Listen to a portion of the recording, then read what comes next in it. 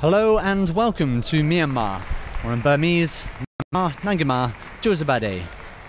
This is a live broadcast of the 24th Asian Junior and Cadet Table Tennis Championships. We're here at the Wuna Tekdi Stadium in the Naypyidaw, and if you look on the website at atu.org, there should be a link that you can follow to a live stream of the event on YouTube. It's been a fantastic week of table tennis thus far. See some of the supporters that have come out to see their players in action. There's been a world-class performance from the likes of Japan, India and Korea in the team events, which concluded on Tuesday. And of course China, who did particularly well, securing gold in every category. So in this championship there are two age groups. Cadets are 15 and under and juniors are 18 and under. And these players may be young, but they are going to be the stars of the future, and it is entirely possible that you will see their names in the 2020 Olympics in Tokyo, and if not, the 2024 in Paris.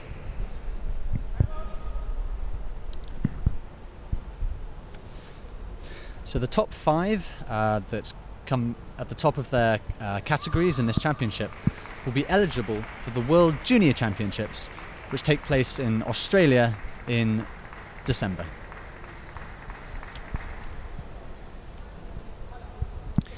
The people of Myanmar have been enormously welcoming and supportive during the championship this week. For Myanmar at least, table tennis is only really just getting going in the country. So although it's unlikely that they're going to win medals, this championship will provide a fantastic opportunity for their young players to witness some of the other best young players in the world at work.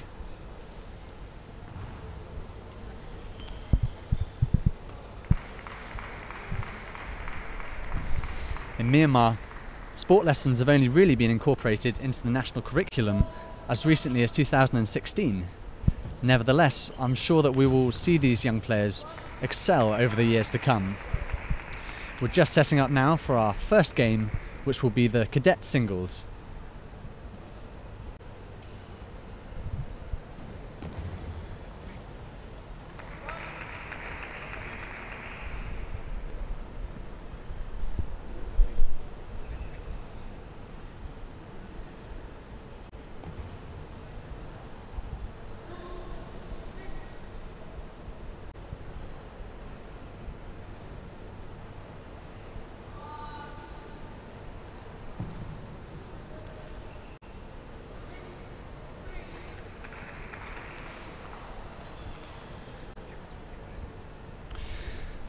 So we're just making some final preparations before the match kicks off. Just looking at the team from Iran there, two of their head coaches.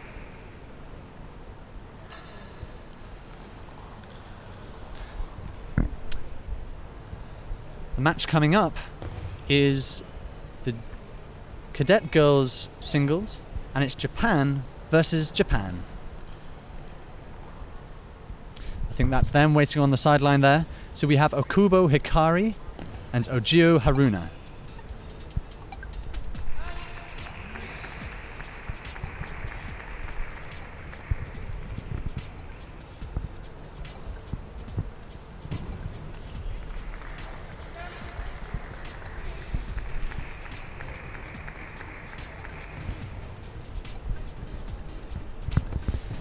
These players will have been busy earlier this year on the World Junior Circuit, which is separate from the championships, but offers plenty of opportunity to gain skills and enter opens across the world.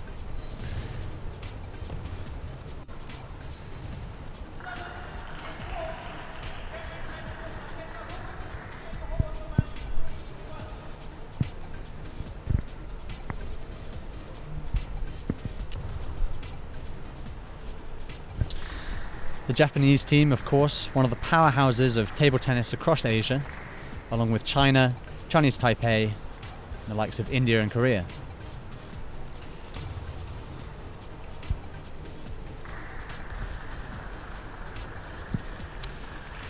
It's likely to be a really exciting and evenly matched match coming up, as these two girls actually played together earlier this week in the cadet girls team event, taking bronze.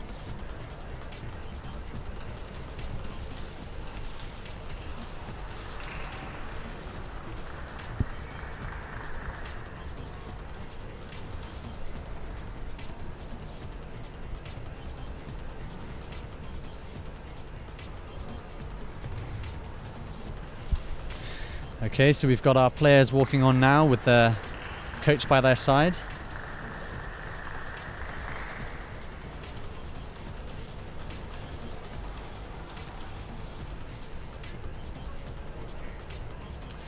There will be 2 minutes for the girls to have a practice before kicking off.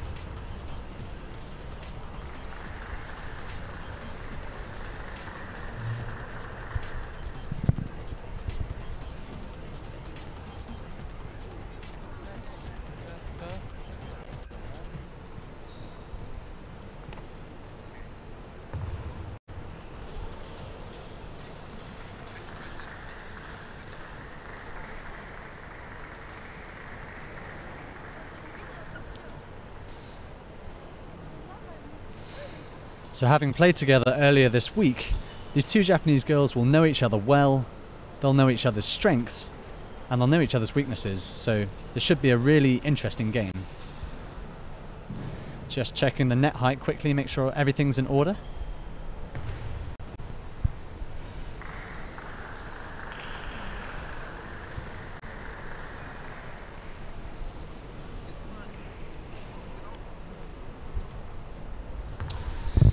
So the results for this match will determine the positions of 5 to 8 for the cadet girls singles. So following on for that will come the quarterfinal and so on.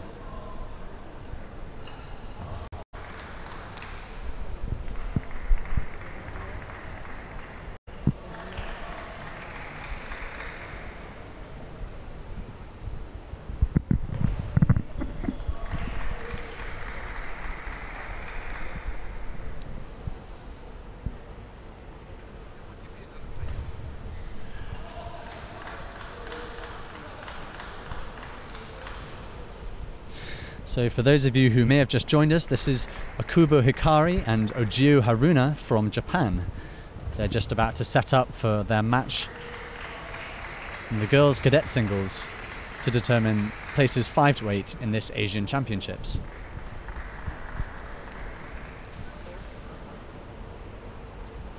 Quick coin toss to check who's going to serve first.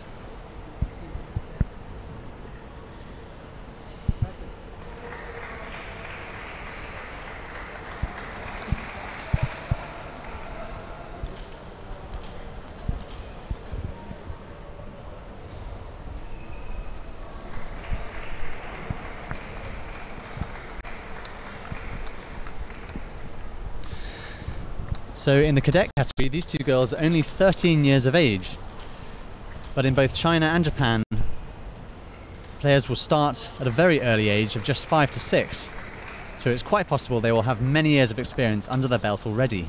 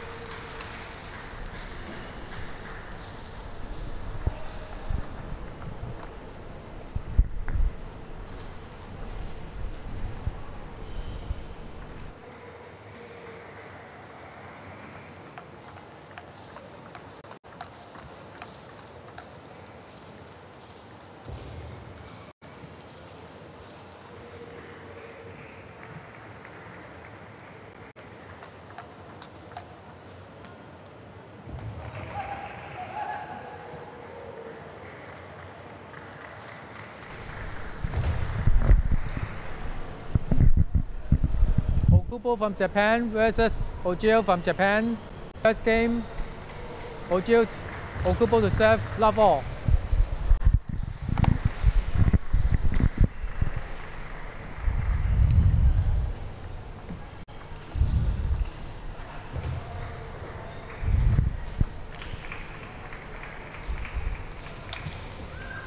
One love. Okay, so first point of this game of Okubo Hikari versus Ojio Haruna.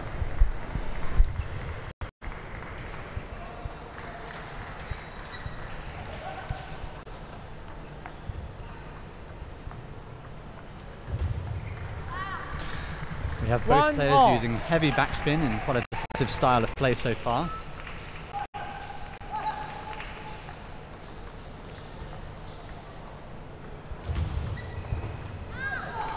1-2. I believe it's Okubo in the white shirt and Ajio opposite her in the yellow.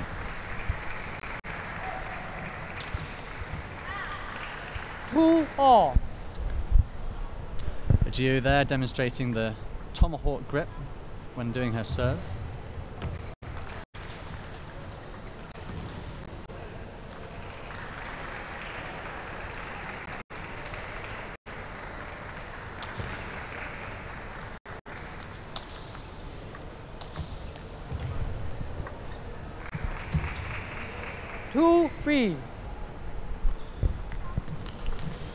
So Ajio doing well there to mix up the pace of that last game.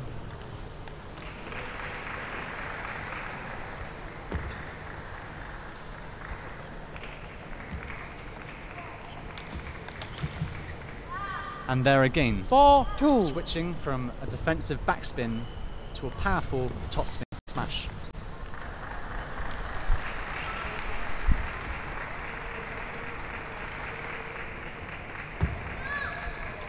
That chopper action on the serve is going to spin the ball and make the return really difficult for her opponent.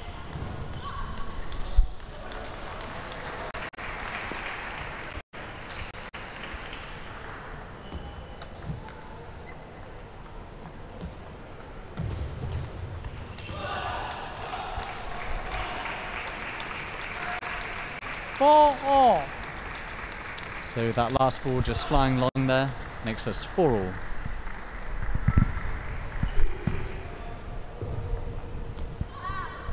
Four, 5.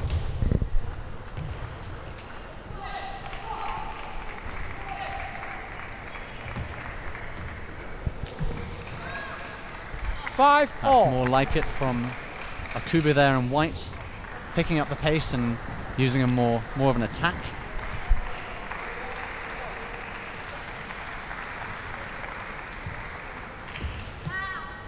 Six, 5.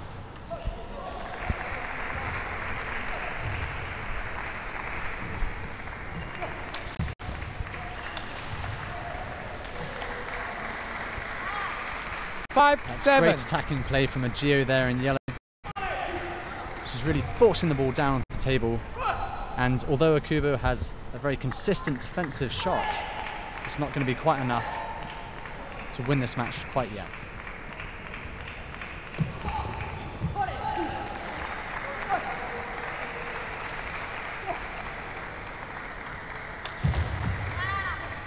Five, 8.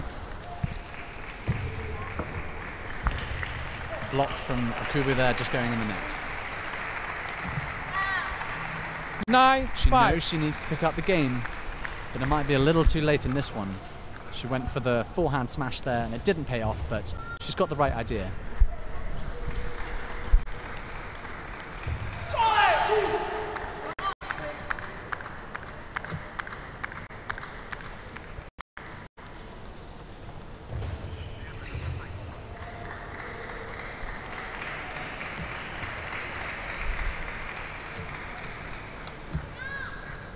Nine, 6.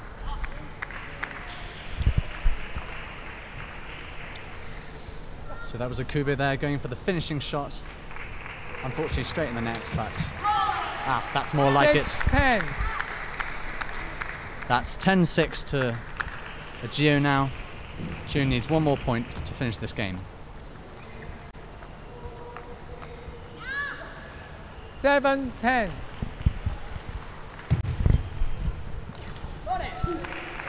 Let.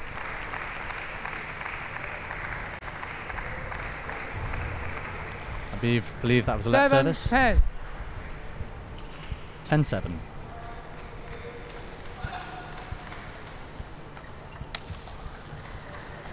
Good 11, finish, 7. good strong finish from Game to Ajio. Ajio there in yellow. So, two Japanese players going head to head who have played together earlier this week in the team event to win bronze. So they know each other well and they know how to exploit each other. Ajio, the winner of that first game, is in fact the third seed for the cadet girls singles. By contrast, Okubo is number 9.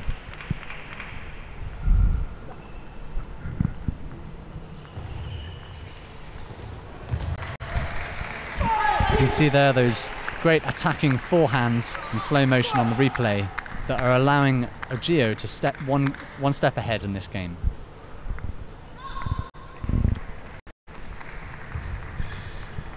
The Japanese team has come well prepared with 4 coaches for girls and 4 coaches for boys. So there'll be no shortage of advice. Second game, Ojio to serve, love ball.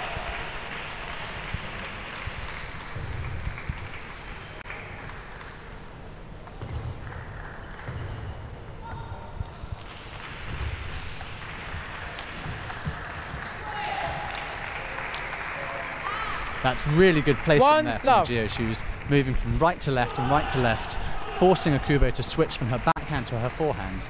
And eventually, it was all too much.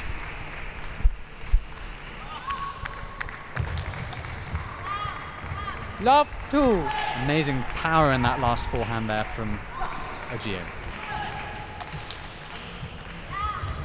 Love 3.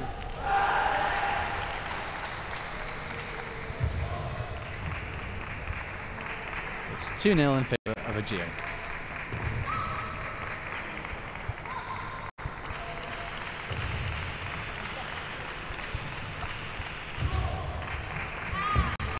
Four love. So Okubo is starting to go for those attacking shots now. She's aware that she needs to pick up the pace. But unfortunately they've been going the net more often than not at the moment. 4-1.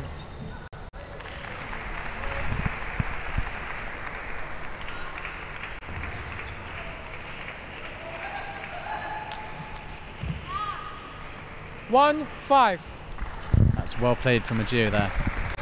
Both players have been active in the World Junior circuit this year, with Ojio becoming semi-finalist in Sweden, Hong Kong and China. 2-5.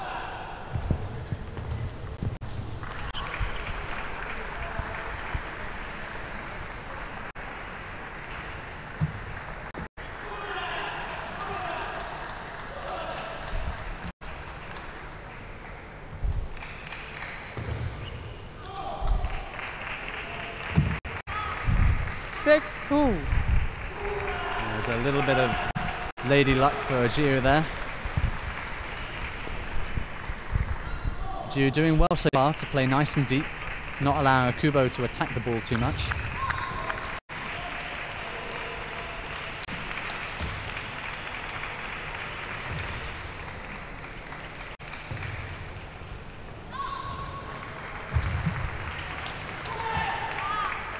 There we are again. Ojio shifting from the right hand side over to the left, slightly too quick for Okubo, who struggled to recover.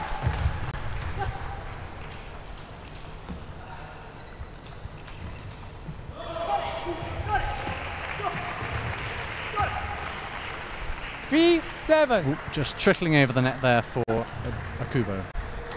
She knows how good Ojio's forehand is, so she's trying to keep it into that bottom left-hand corner, forcing her to use her backhand.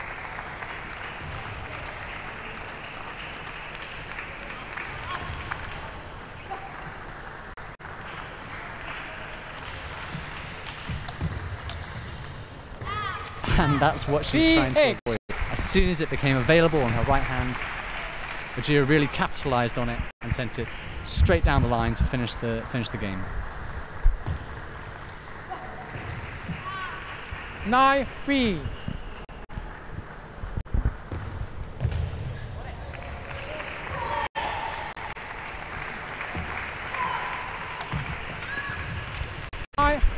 That's a strong forehand smash from Okubo there. She knows she needs to pick up her game to stay in this match.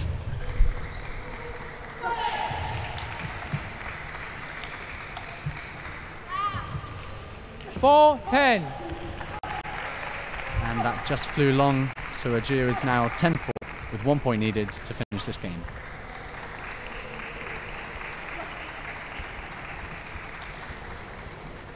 (5-10). 10-5, Okubo to serve. Oh, 10-6. that was a really great shot. opening up the angle straight across the far left-hand corner, which Ajio just wasn't quite quick enough to move her feet and reach.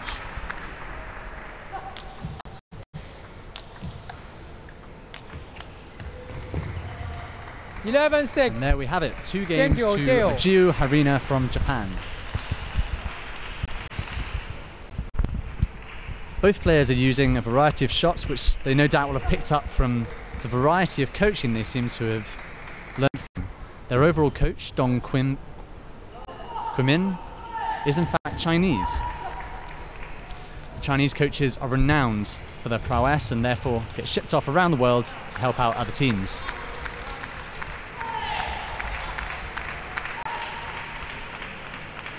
Their other coach, Hyeok, has recently joined the team from coaching in Australia for the last 6 years.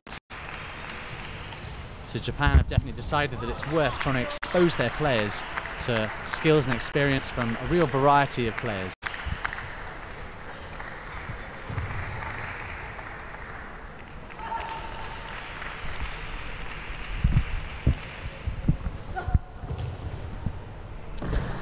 This match is best of 5 games, and with 2 games under her belt, Ajio is probably feeling confident, and Akubo is really going to need to change something about her strategy if she's going to stay within this match. To serve.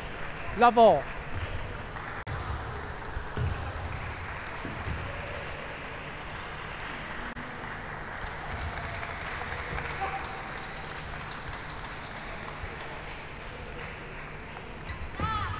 Love 1.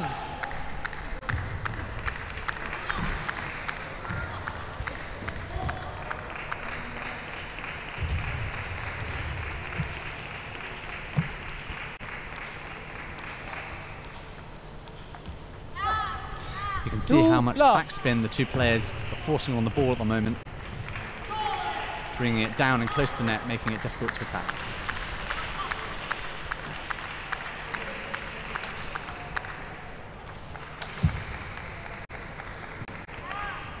That's some fantastic defensive play there from Akubo, standing well back from the end of the table, trying to fend off Ajio's smashes.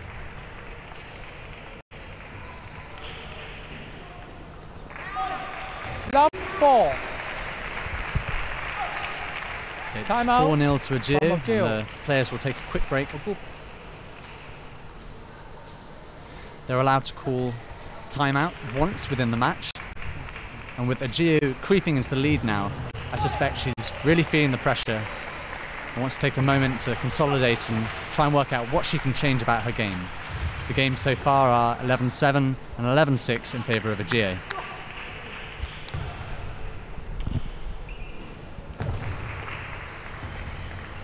We've already heard from Ajio's track record this year on the Junior World Circuit that she's in good form, reaching the semi-finals in 3 separate events, so it should come as no surprise really that she is dominating this game.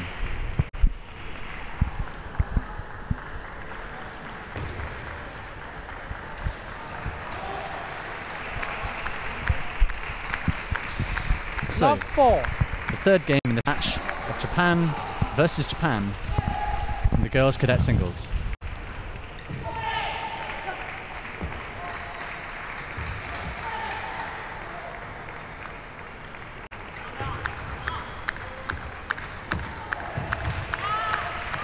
Some great footwork there from Ajio, reaching far out to the right in order to reach those looping shots from Akubo.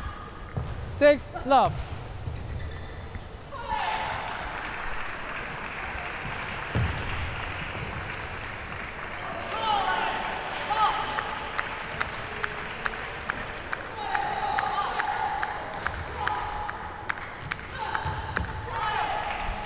Seven love. And Ajio is really running away with this game now at 7-0.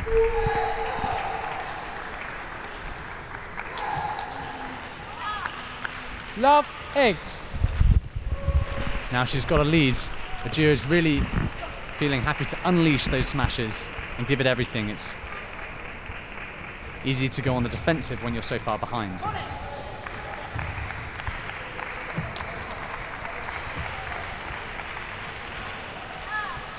Love 9. That's 9-0 in favor of AJCTTC. Love. It's unlucky, her ball drifting wide. So, one more point needed for AJCTTC to secure her place in the quarterfinals for the girls' singles. 10-1. AJCTTC.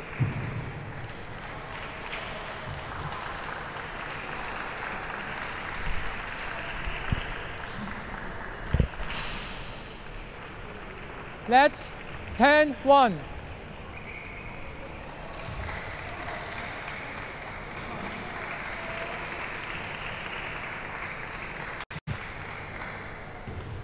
Love. Looking for the finishing shot there, but just clipping the net and flying long. AJCTTC is determined to see this game off as quickly as possible.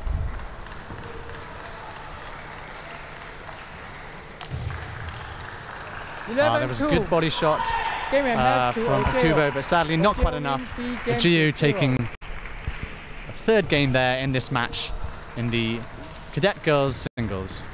So that's a match to AJCTTC Harina from Japan against Akubo Hiraki.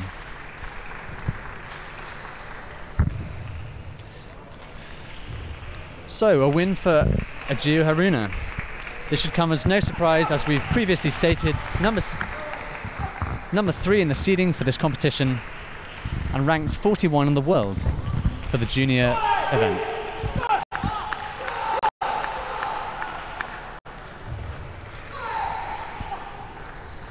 In that last game, both players using a high level of backspin on the ball, quite defensive, but then for AJCTTC at least, these strong forehand smashes were what gave her the edge.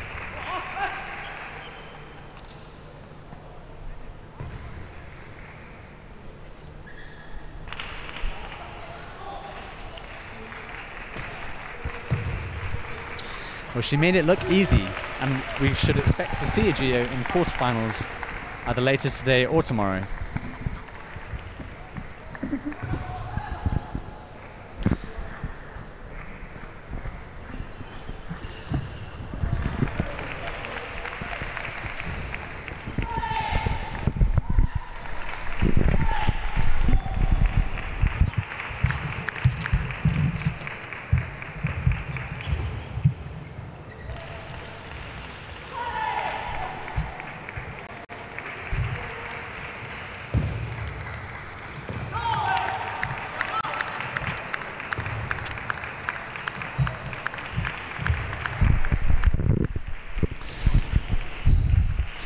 So we'll be back with you shortly with our next game, which will be New Guangkai from China against Manav Vikash Dakar from India.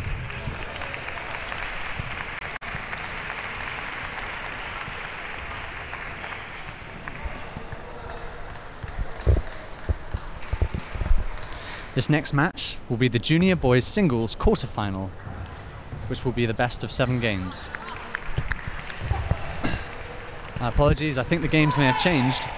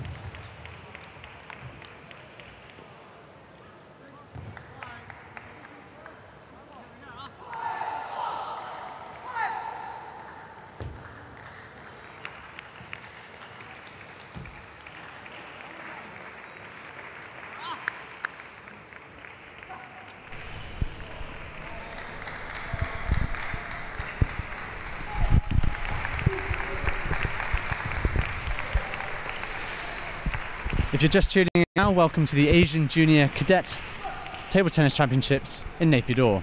We're in Myanmar and we're about to start the Junior Mixed Doubles quarterfinal for the men.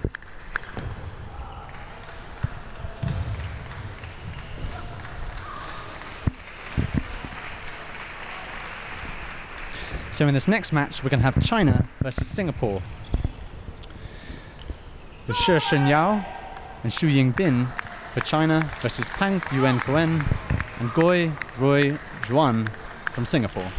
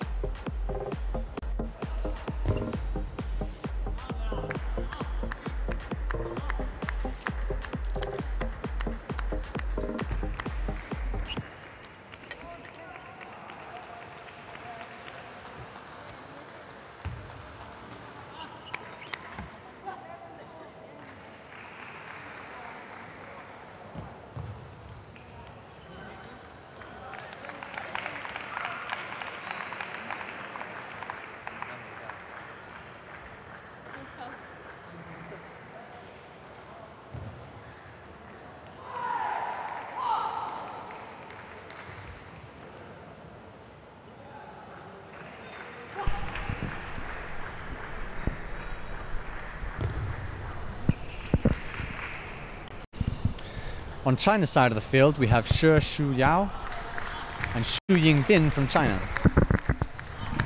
Both age 17, they are a formidable pair themselves. She being seeded first for this competition, world ranked #1, and has #1 standing in the junior world circuit. So she really is dominating the junior girls singles table tennis. Her partner, Yubin, also 17, is seeded 3 in this competition.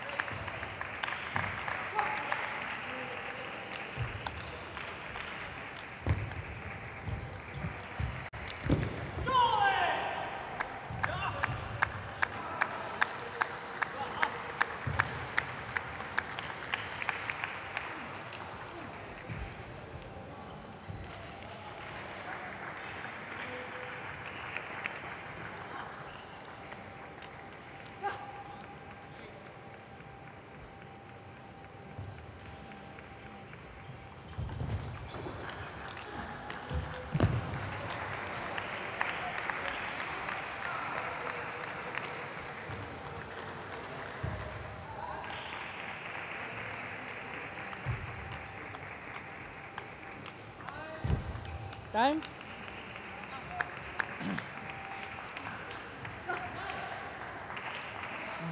Junior mixed doubles, best of 5 games.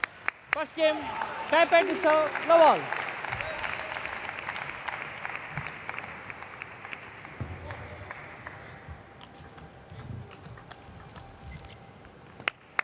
One, low.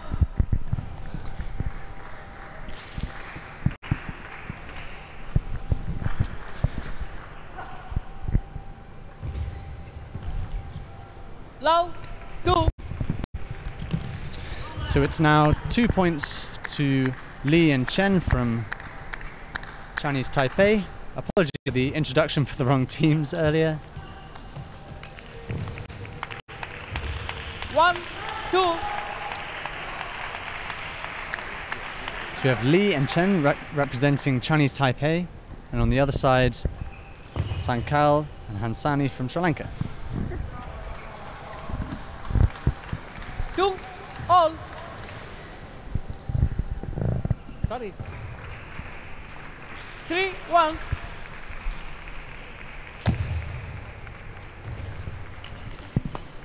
Four, 1.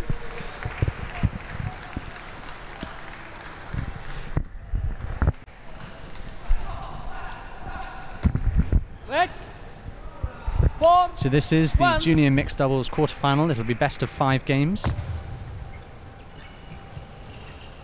1, 5. As Li and Chen are currently leading 5-1.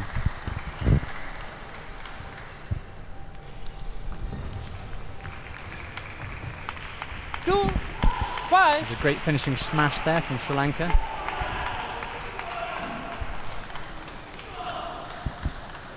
Red. 2, 5. 6, 2. Chinese Taipei, of course, one of the powerhouses within table tennis in Asia, along with China, Japan, India and Korea.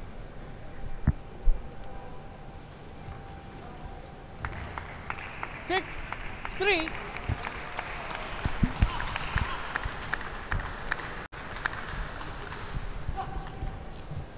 3, 7.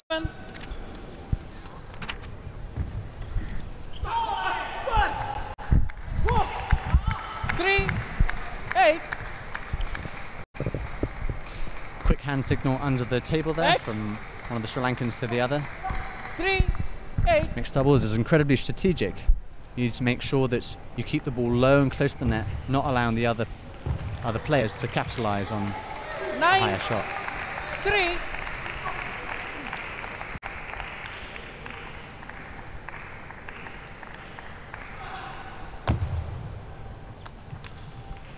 10, 3.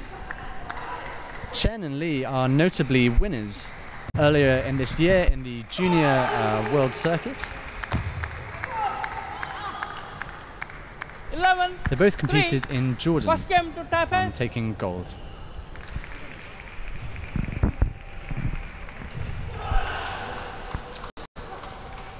So that first game has gone to Li and Chen from Taipei.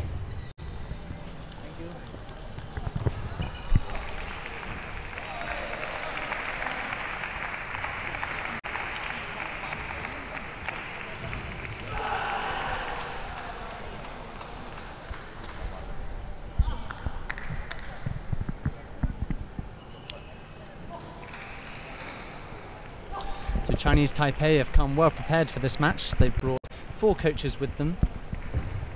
Du Chun Li and Jiang Chun Wai, the 2 coaches for the under-18 girls and under-18 boys.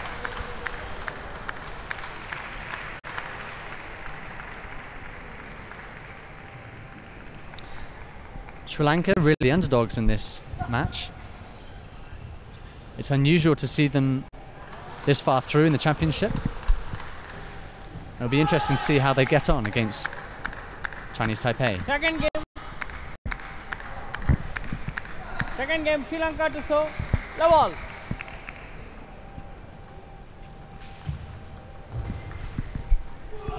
One, low. Let. Toss the ball. Low, 1 low. 1. So for these of you unfamiliar with the format of mixed doubles table tennis, each team will serve diagonally across the table into the opposite square. 1, 2.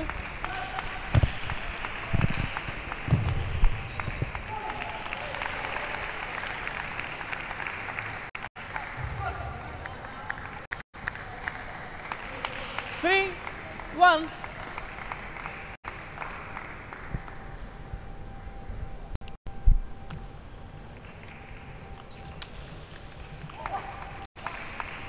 Four. Sri Lanka there doing really well to create an angle across the table, forcing the Chinese Taipei team to use their footwork and move to grab the ball. 1, 5.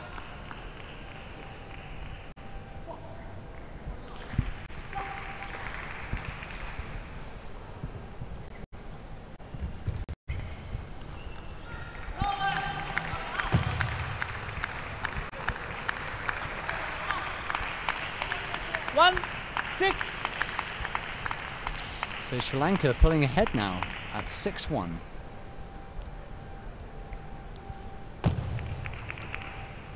Six, 2.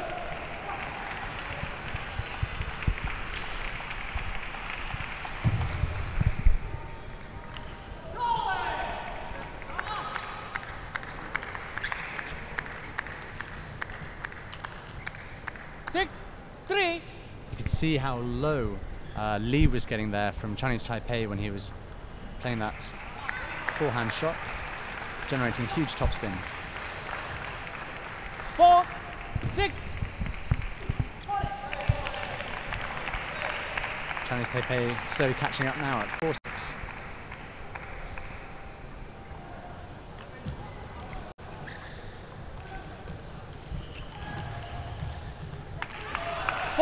It's a really great 7. shot from Sri Lanka there, right across the table, forcing Chinese Taipei to make a mistake.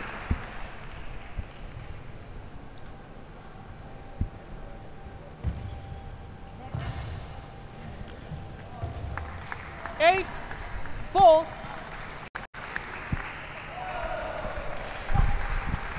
So Sri Lanka holding firm, 8-4.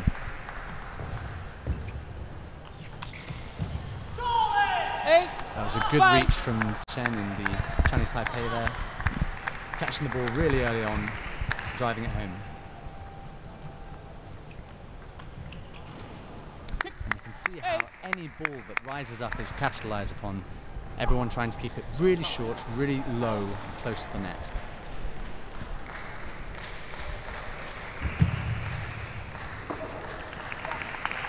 Six, 9. It's great placement there from Chinese Taipei, right in the corner.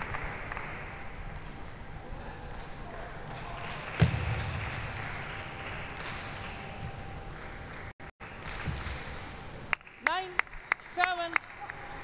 It's an interesting shot there from Chinese Taipei, using a chopper grip to create a side spin on the ball with a forehand.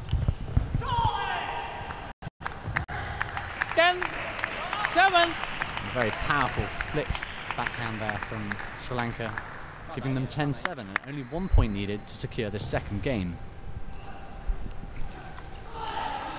11, 7. Second game to Sri Lanka.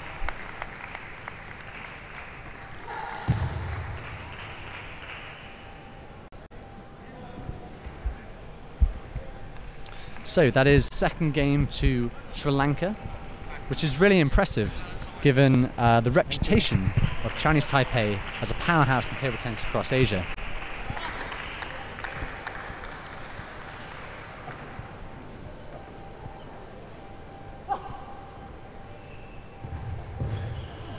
As mentioned previously, both the Taipei players have been active in the Junior World Circuit earlier this year, winning their respective events in Jordan.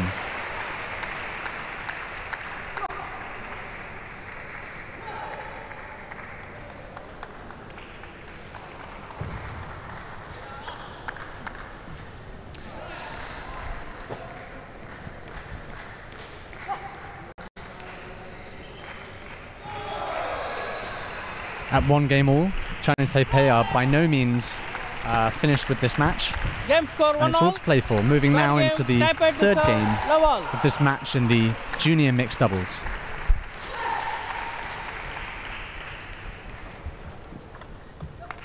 Love 1.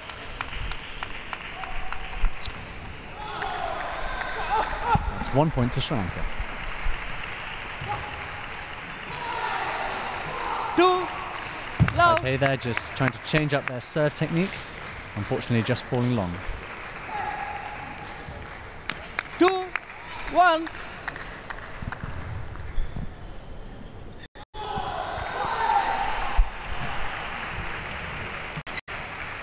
Two.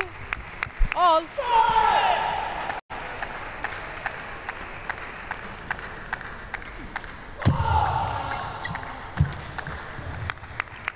That's a strong forehand there from Chen from Chinese Taipei, really capitalizing on a slightly bouncier shot from Sri Lanka. 3. All. That shot has brought Sri Lanka this far. He does it so well, Sankal from Sri Lanka.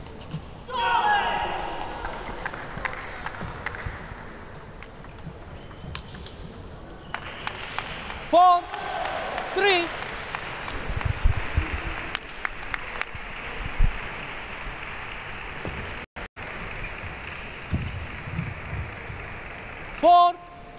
All. At 4-all, it's very much neck and neck in this game of Thai versus Sri Lanka.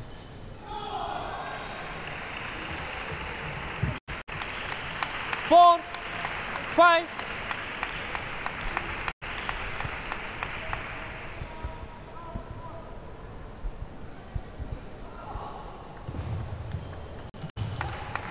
Six. 4. Sri Lanka must be gaining confidence from the small lead they gained over Chinese Taipei. 6. 5.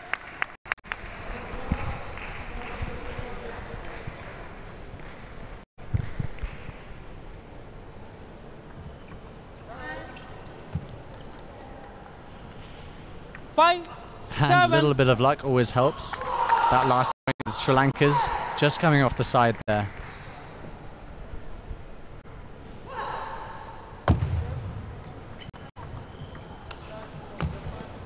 Six. 7. That was well set up there by Chinese Taipei for a finishing shot by Lee.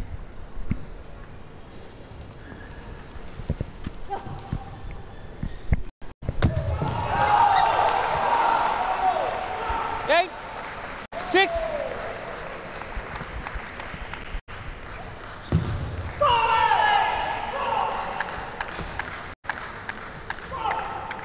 8. 7. Both teams now looking to exert pressure and capitalize on this third game in this match. 8. All. But neither giving the other an inch. It's 8-all and very close.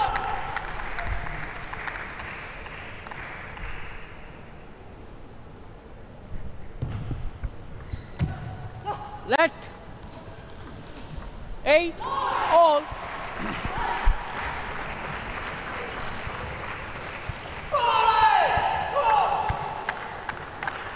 Eight. 9. Slipping 1 point ahead, it's 9-8, and Sri Lanka only need 2 more points.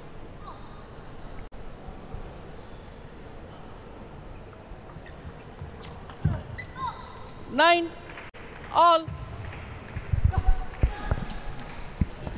Both pairs working exceptionally well together, setting one another up for that finishing shot.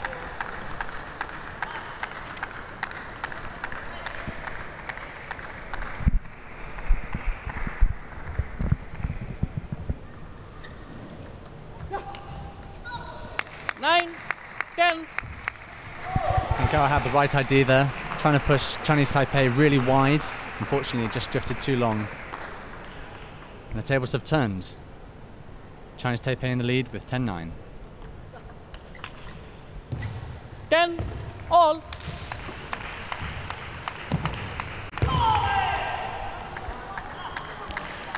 At 10-all, the teams must win by 2 clear points.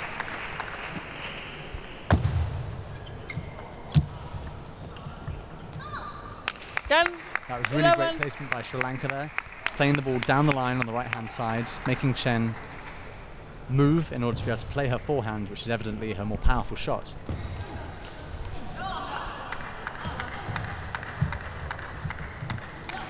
All.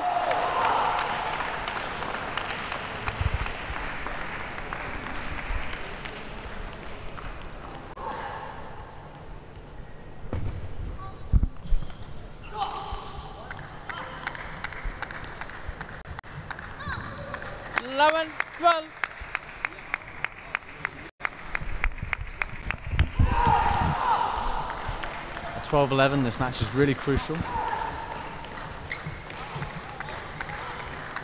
13-11. And it looks like Chinese Taipei have taken it, which will give them a huge boost of confidence.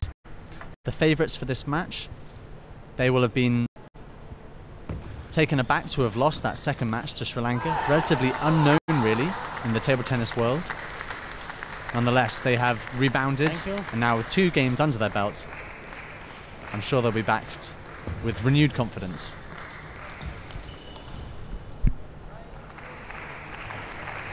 Sri Lanka, though, working well, and you can see they have good technique. I think what they lacked there towards the end of the match, as it got very close, was the confidence to remain focused under pressure and maintain that technique under the pressure of winning those final points.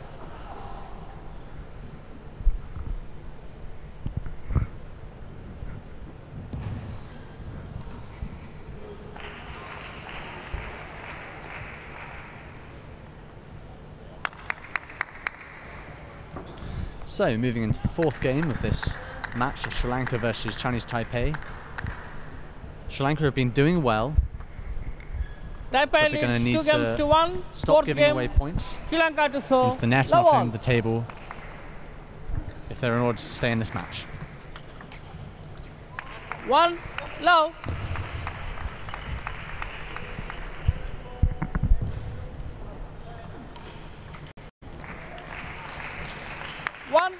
All.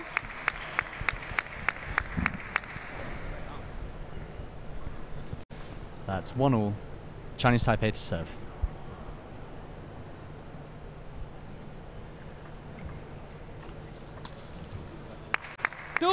On her serve there, Lee holding it in the palm of her hand and throwing it up vertically so that the opposite team can see the ball at all times. 2 all.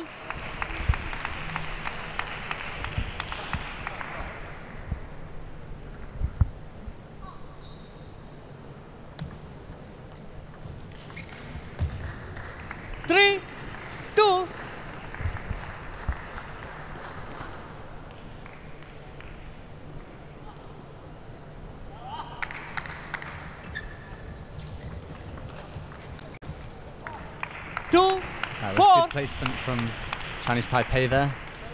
Sri Lanka have just been a little bit too quick. They're doing well to rally and stay in this game.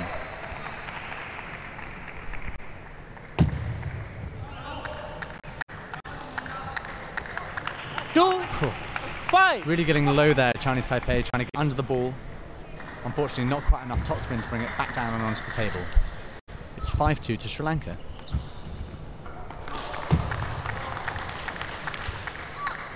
Five, 3.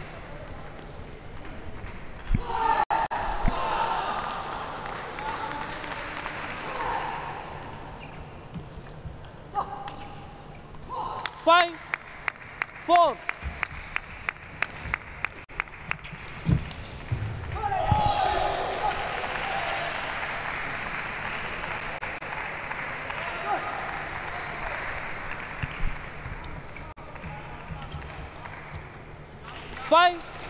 All. See there, Lee from Chinese Taipei really opening up his body, allowing the forehand to shoot in the opposite direction to he was moving.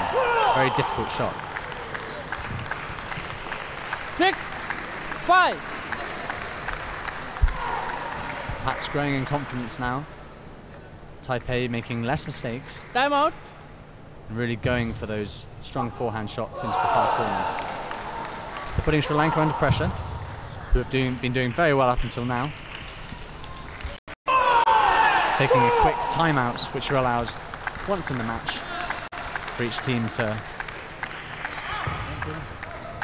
work out how they're going to go from here.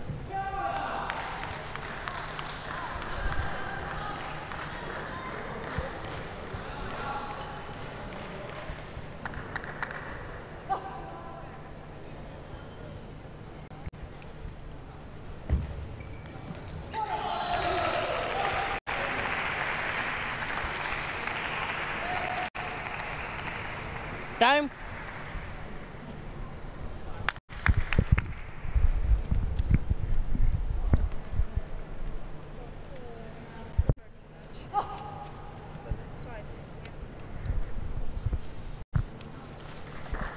Six, 5.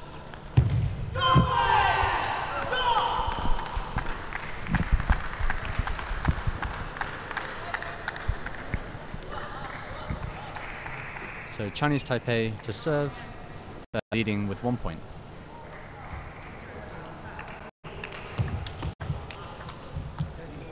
Five. Oh, he had the right 7. idea there. Sankar from Sri Lanka trying to catch that far edge of the table, but the ball just flying long.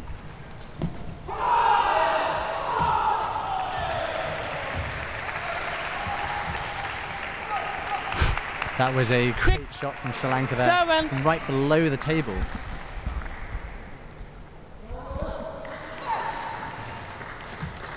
At 6, 7, 8, 6.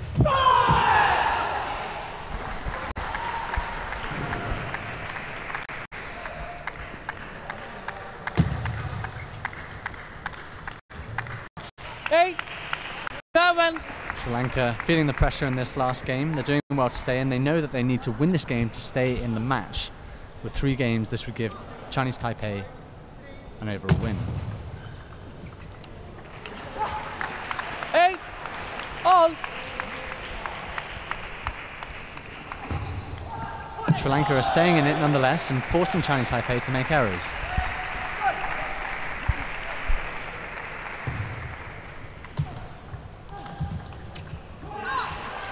Eight, 9.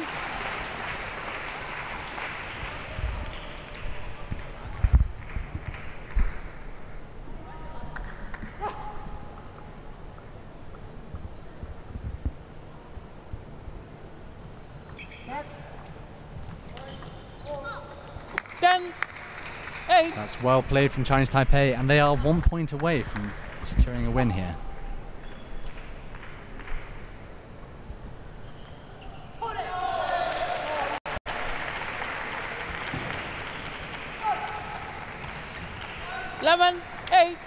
And that is very well played from Chinese Taipei. They deserve that win. And sadly, it's goodbye to Sri Lanka for now. They've done exceptionally well to get this far. As previously mentioned, really not well known within the table tennis scene, but certainly up and coming.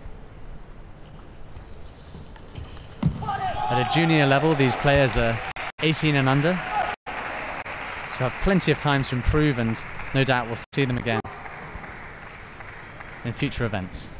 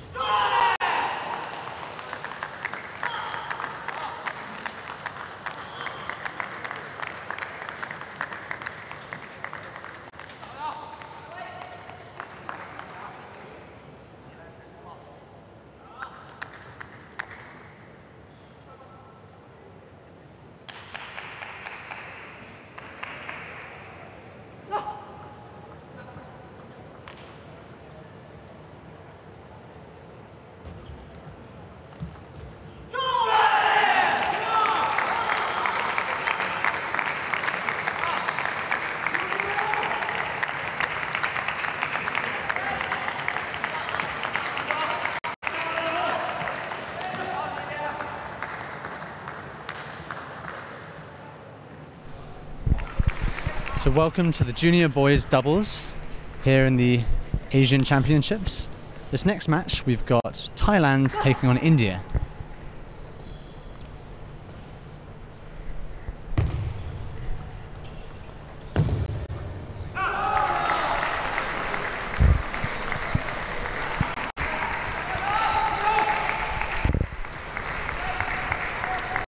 So the junior boys doubles quarterfinal, we have Superkron and Veerpat from Thailand taking on Jeet and Fidel from India.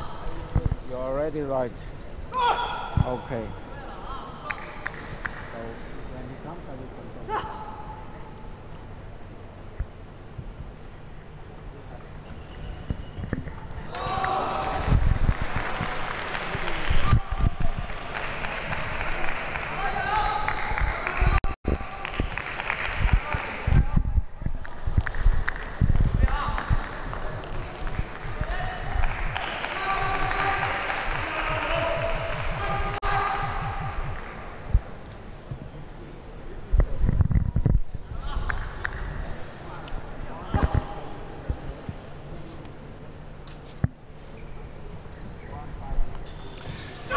So, India taking on Thailand. India have had a very successful week thus far. On Tuesday, for the first time in history, they won silver in the team event at the Asian Championships. So that was a really big success for India.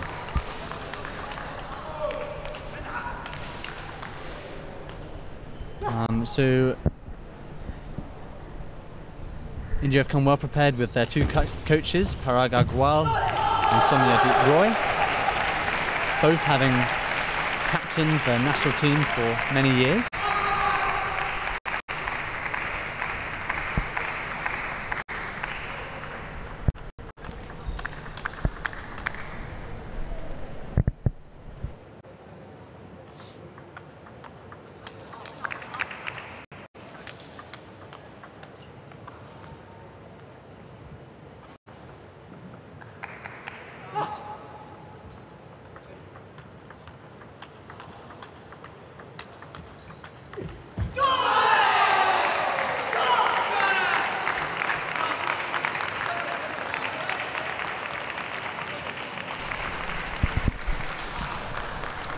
So the two teams just warming up now. We have our two boys from India, who are the third seed for the junior boys doubles. Okay. Speaking to their coach earlier, from Thailand, Parag Agrawal. from Thailand They have versus Jeet and a very Fidel thorough from team India. with them, taking care of psychology, First game. diet, physicality. Veerpat will serve. They need to take everything into Love all. account. So these boys are very well trained. Love one.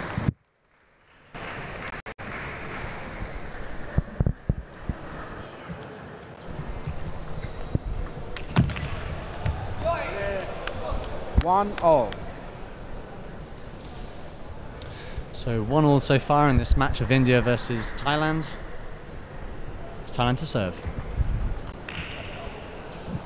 2-1.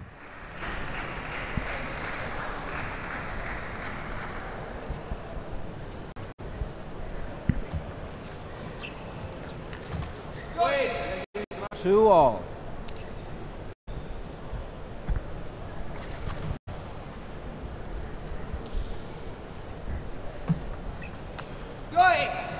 Three, two.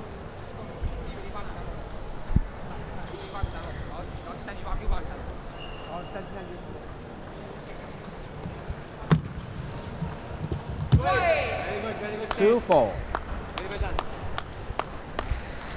So a strong start from India there. Two boys working well together.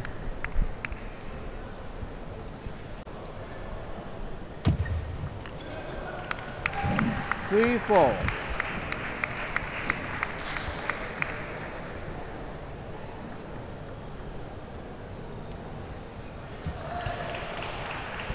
Five, three.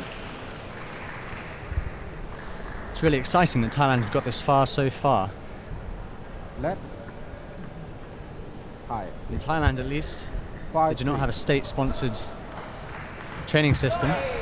6-3. So school very much comes first in table tennis after school, by contrast to China and Japan, where table tennis is the focus of these young players' lives. 4-6.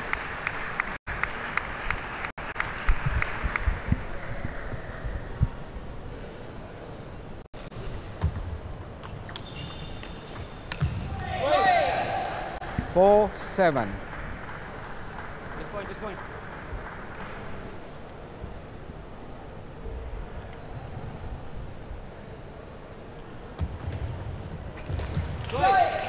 8-4. Thailand jumping in there to attack the ball, sadly just catching the net and flying long.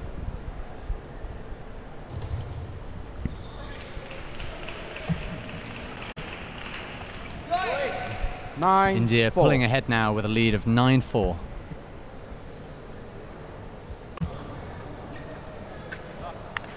Five, 9. Thailand trying to keep the ball close to the net to prevent India from capitalizing on those longer balls and forcing a smash. 5-10. So just 1 point needed for India now to secure this first game in the junior boys doubles quarterfinal.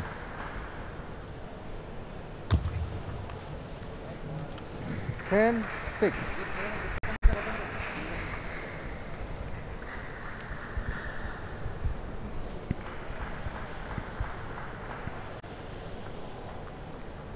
Eleven, 6. Game. Okay, and to so that's Jeet first game and to India. It should be of no surprise that they're doing well. They are seated above Thailand. And actually, India are unusual in that they start training from a really young age. They in fact have an under-12s category.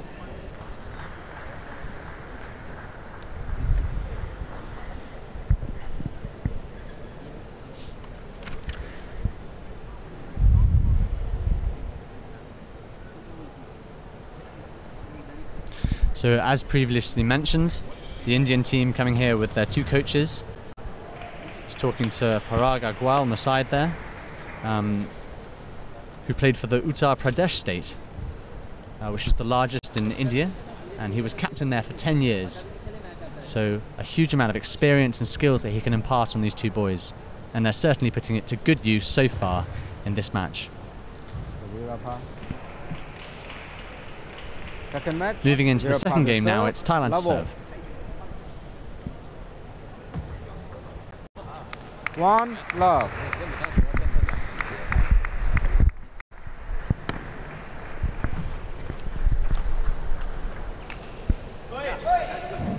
One all.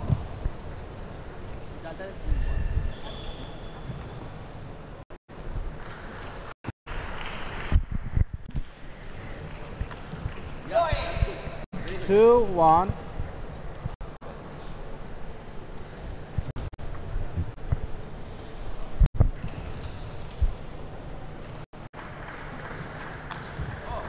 Two all.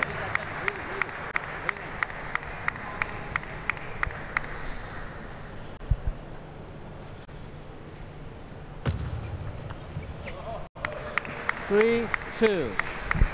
So Thailand there doing very well to keep the ball low to the table, preventing India from taking advantage.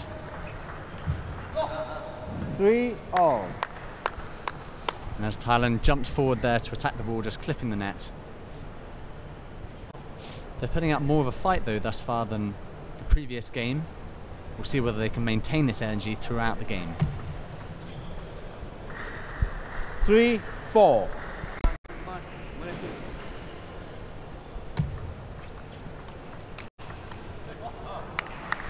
Five, 3.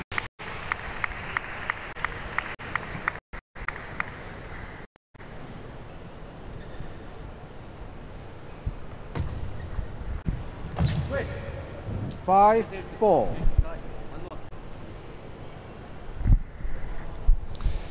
It's 5-4 to Thailand. 4, 6.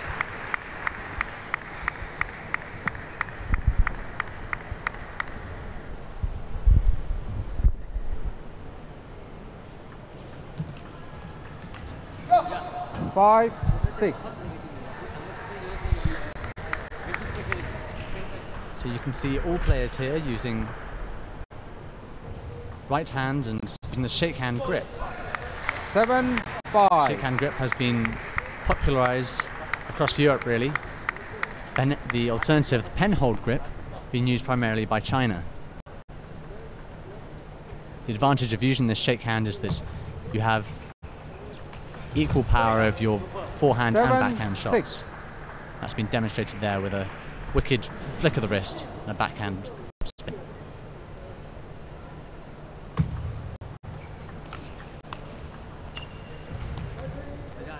Seven all.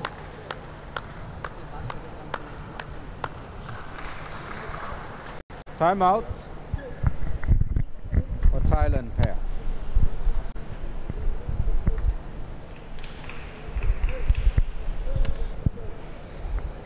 So at 7-all, both teams are taking a quick break. The team Paraga Gual there having a quick word with the boys.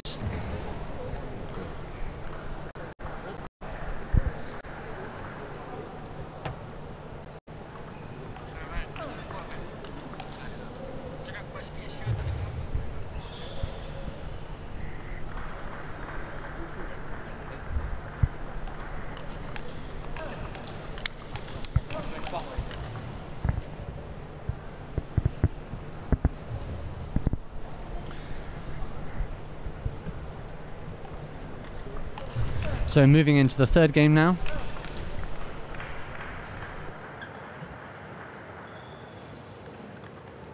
Thus far it has been 11-6 in favour of India. This time the points are more even. And we'll find out whether Thailand can get a game off of India. 7 all. Let 7 all.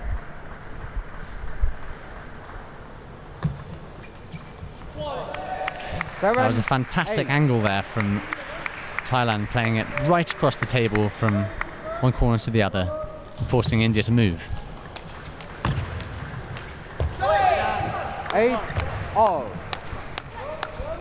India, though, very consistent on those forehands. When the rallies have built up here, that's when Thailand seems to be falling down. So it might be in their interest to kill the rally as quickly as possible. And you can see him go for it there with a huge wind up for a forehand, unfortunately just missing.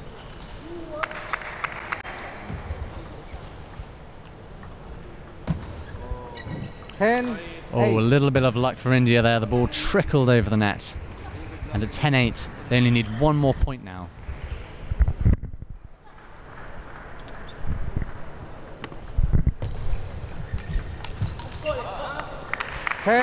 Nine. Not going out without a fight. Thailand now catching up to 9-10.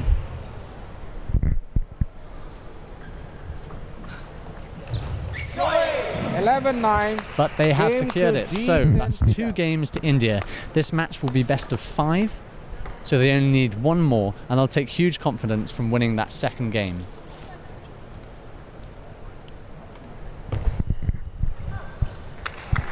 Thank you. Thailand doing admirably well thus far against these players, the higher seeds in this match.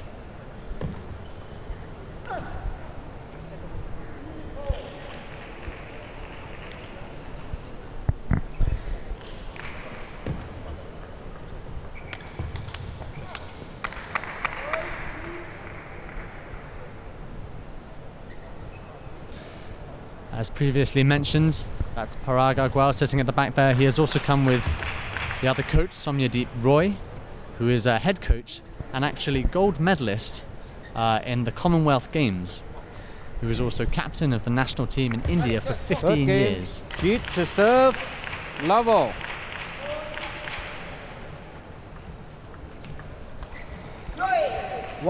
In this third game now, India looking to get 3 games which would secure them a place in the semi-finals.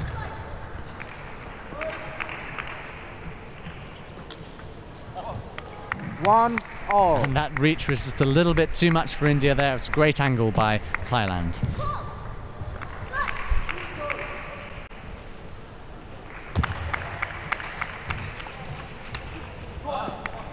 2-1. Again, some great placement there by Thailand, really pushing the Indians back and into that far corner. 2-all.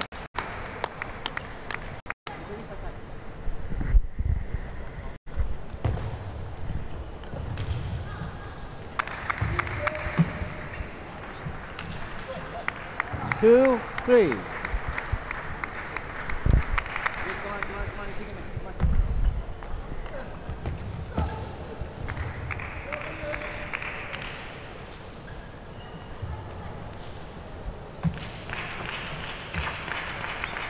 4-2. And Thailand just creeping into the lead now at 4-2. 5-2.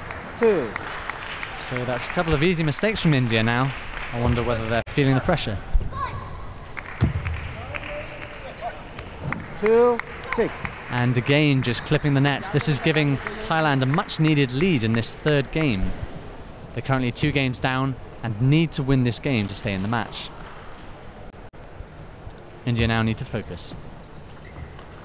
2-7.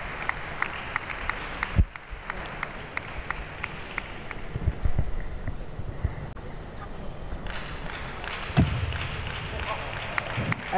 And that's a great forehand smash from Thailand. They're definitely gaining confidence now with a 6-point lead. India are feeling the pressure and Thailand are growing. 8-3.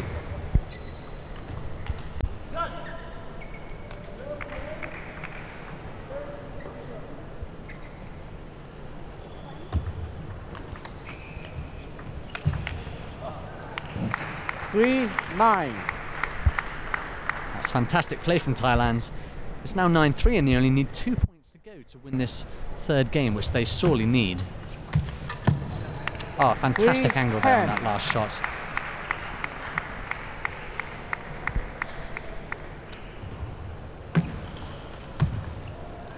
$10-4. 11-3 and... No, my mistake, 10-4. They need 1 more point now for Thailand.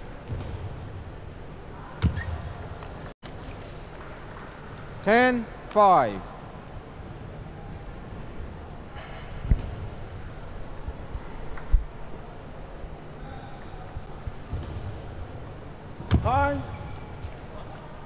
11-5. And they've done it, so that is 2 games to India and 1 for Thailand.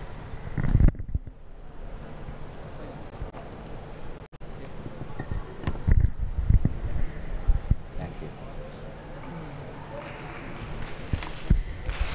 So they are still in it. India leading with 2 games there, which they've won 11-6 and 11-9. And then Thailand getting a game late on now in this match with 11-5. So they're still in it.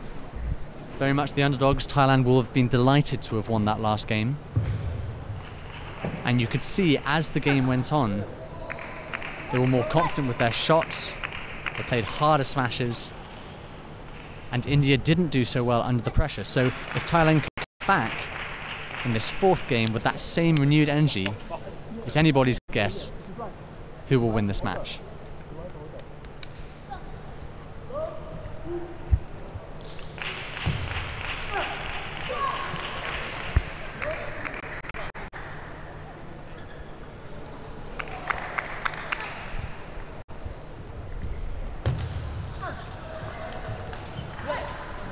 India, having had a very successful time earlier this week in the team events, would be really pleased to push through with a win in this next match.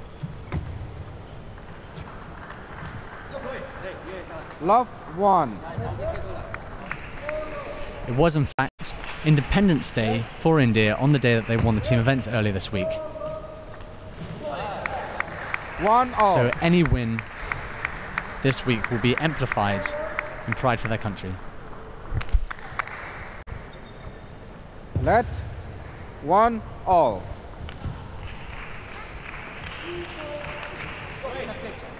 2-1.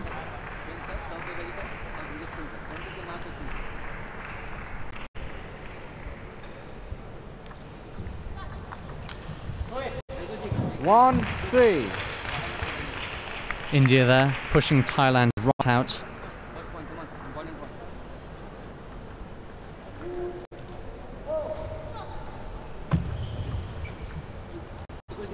One, 4.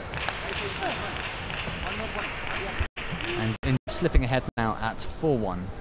Please continue.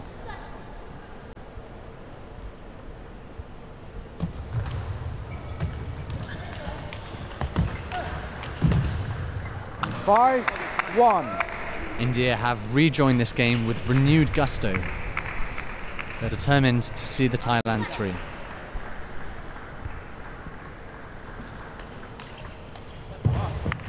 Five, 2.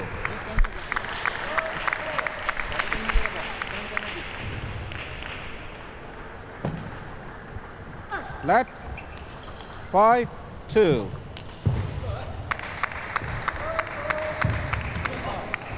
3-5. India looking for a flick there, the ball just flying long.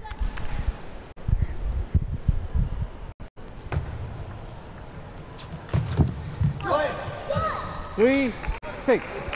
That was good body movement there by India, getting low to the ground and rotating his torso, allowing him to open up and fire that forehand cross court. 6-4.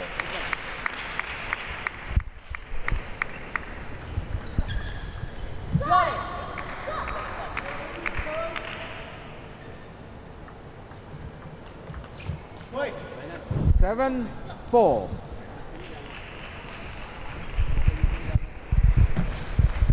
It's now 4-7.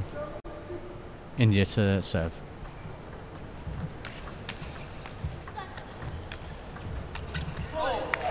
Five, 7. So a quick towel break, which players can take every 6 points. And Thailand are not out of this game by any means, but if India win it, then they will have won the match. So they really need to secure these next few points. 5-8.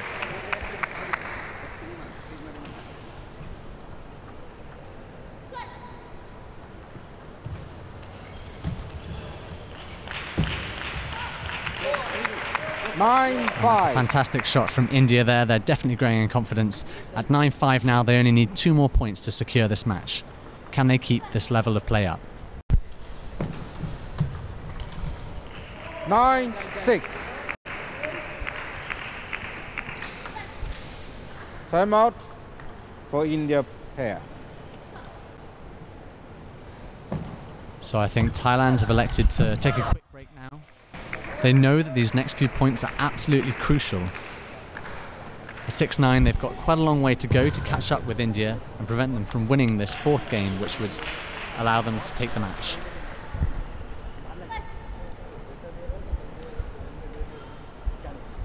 I think Parag there, the coach, will be pleased with how India are doing thus far, and he'll be saying, keep going as you are.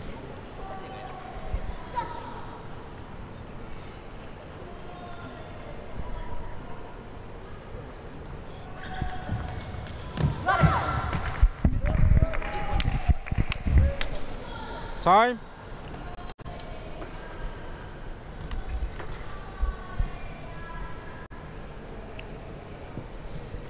So, moving into the end of this 4th match, it is really crucial that Thailand get the game together, because if India win this game, they will have won the match.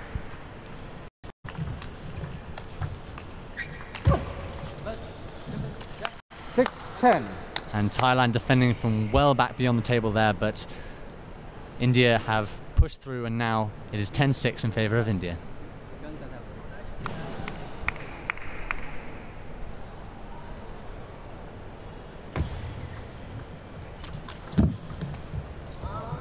Seven, 10.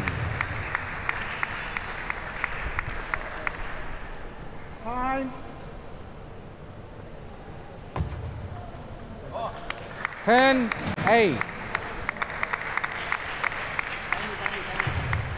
It's 8-10, and Thailand are still in this game. India seeking that last point that will win them the match.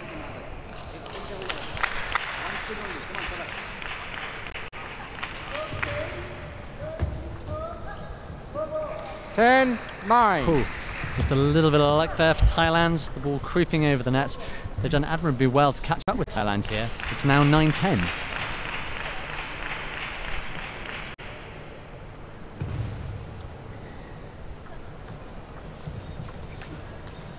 11-9. But they have done it. That is a win for India.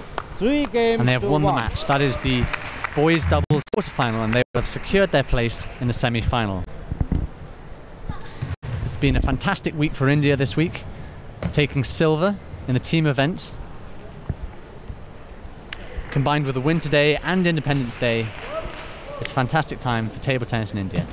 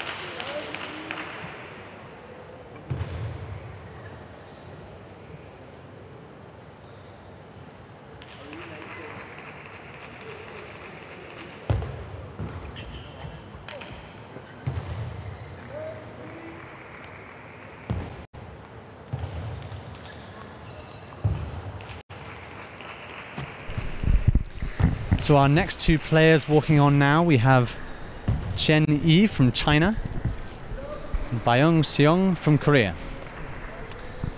This is the cadet girls singles semi-final, which will be best of 7 games.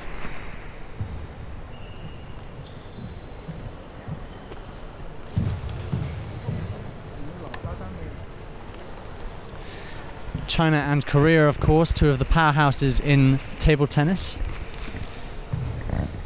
Chen Yi is in fact the first seed for this competition.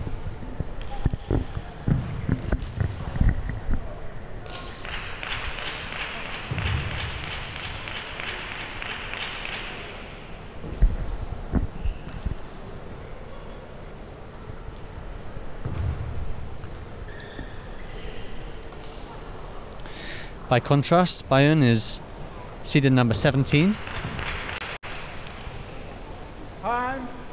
Nonetheless, has had a successful week, helping to win silver in the team event on Tuesday.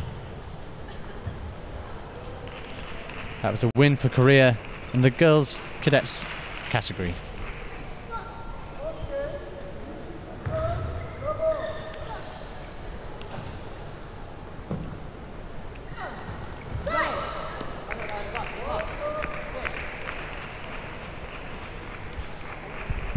So in the cadets category, these girls are under 15 or 15 and under.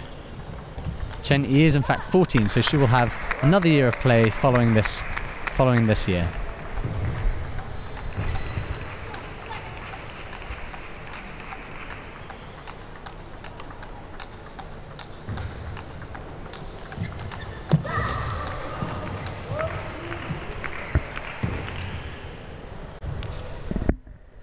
Chen Yi herself has had a successful week, helping to win gold in the team event on Tuesday.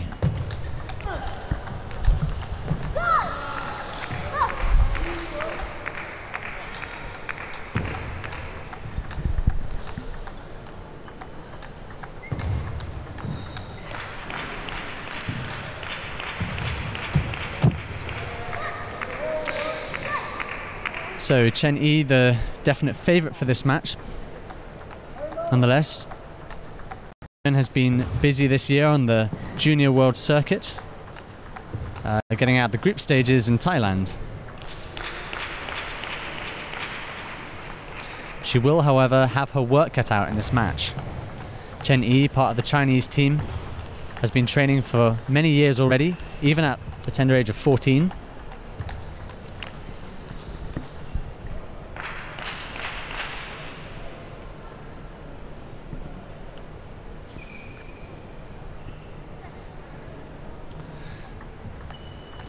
So they have 2 minutes to practice, and then we'll kick off with this, the cadet girls semi-final.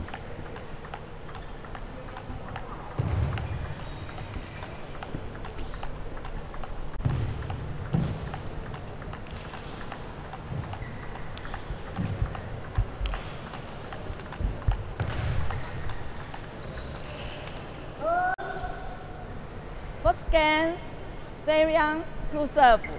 Level. So it's Bayeon to serve for Korea.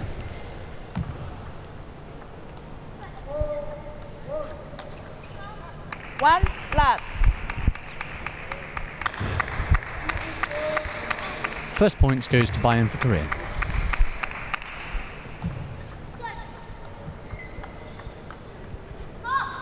One oh.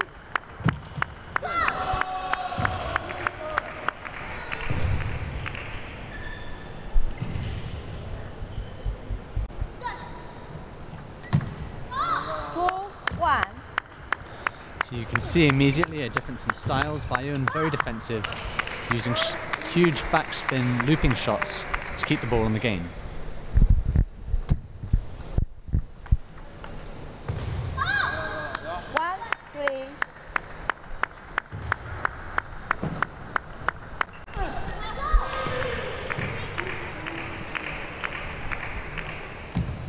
Red. 1, 3.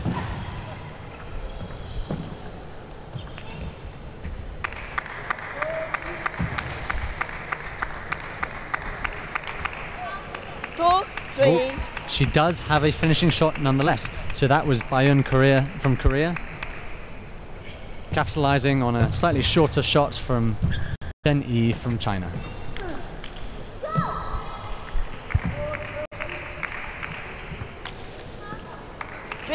Oh. And that was a point for Chen there, just clipping the end of the table.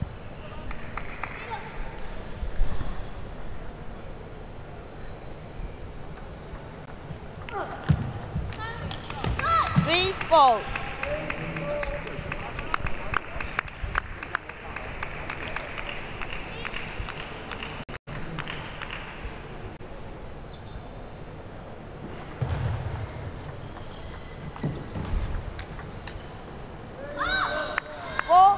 So Chen Yi there on those forehands, really rotating, using her full body to generate massive spin on her forehand shot, bringing it back down to the table.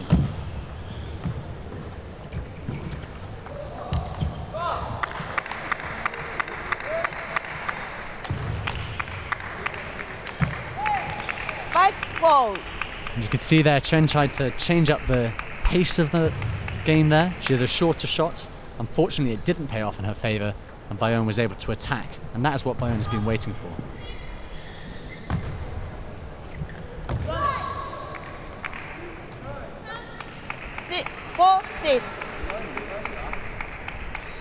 Bayern now taking the lead at 6-4.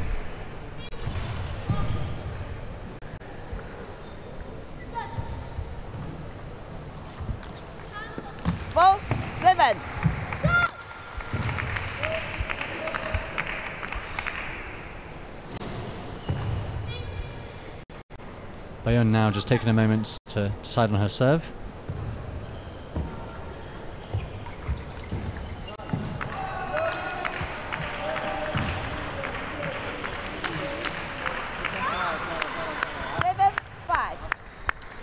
And Chen is not giving up without a fight.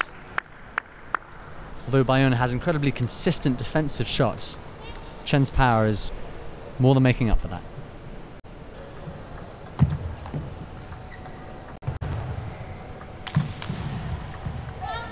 That's some great footwork there from the young girl from Korea. Taking a long stride out to the right to reach those arcing shots from Chen.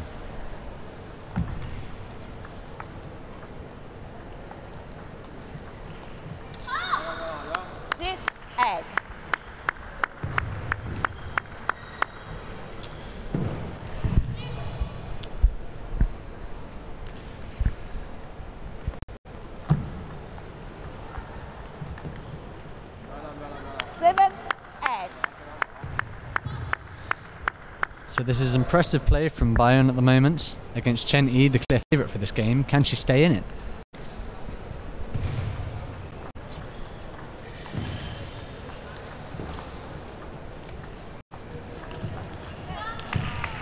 So Chen Yi has lots of time on those shots. The trick is to finish them. And at the moment, the defensive play of Bayern is keeping the ball in the game, and Bayern is forcing Chen to make mistakes.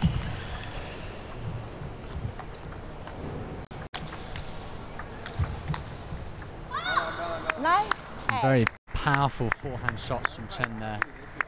Changing the placement of the ball from the right to the left, making life difficult for Bayern.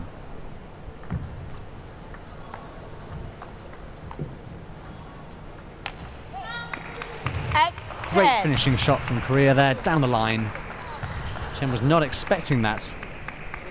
Bayern's traditional defensive play changing.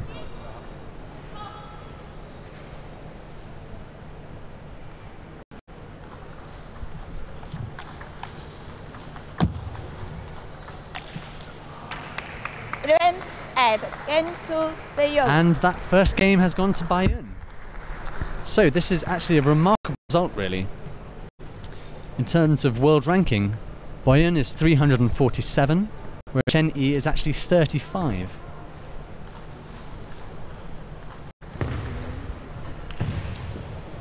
So the Chinese coach there knows she can do better. She needs to figure out how she can change her strategy to get round this impressive defensive play from Bayern. Bayern, I'm sure, will be delighted with that result.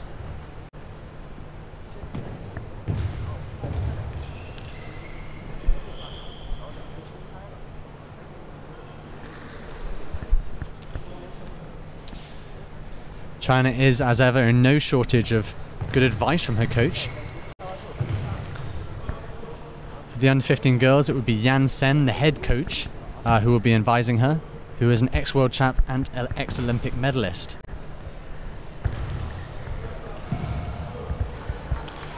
Second game, Chen Yi to serve. Love. So moving into the second game now, Bayern winning that first game 11-8. It's Chen to serve.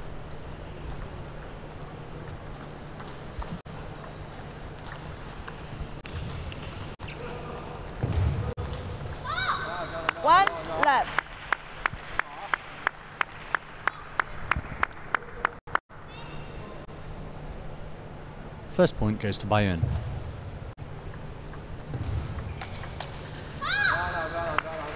Love 2.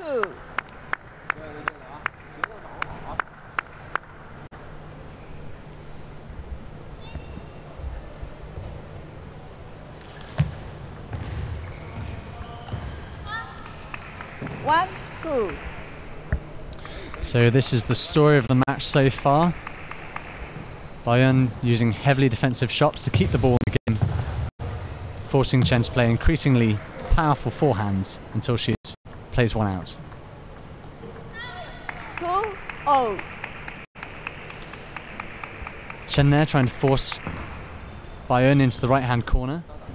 Bayern's defensive backwards backhand is definitely her strongest shot, so Chen will probably try and force her onto the forehand.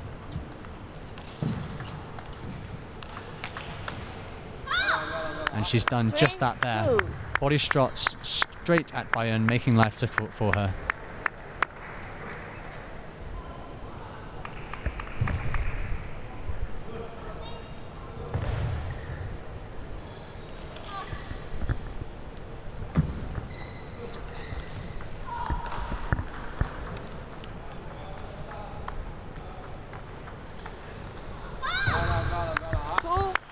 So Chen there desperately trying to change up the pace of the game, playing a shorter shot, trying to make Bayern to come into the net so that Chen then has the opportunity to finish the rally.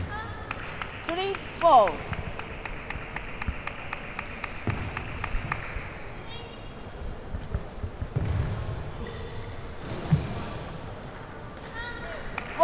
Oh.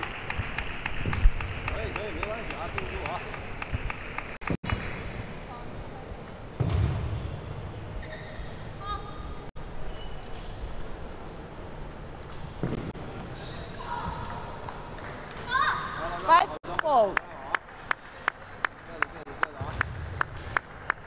A quick look from the young Korean to her coach there. She knows what she has to do.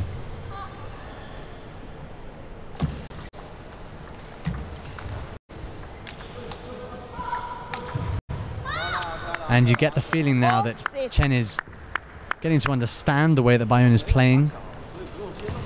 She was moving further and further forward there so that she can really attack those looping backhand shots that are keeping Bayern in the game. 5-6. Bayern just changing the speed up slightly there on that last shot, keeping it a little faster, a little flat, which caught Chen out.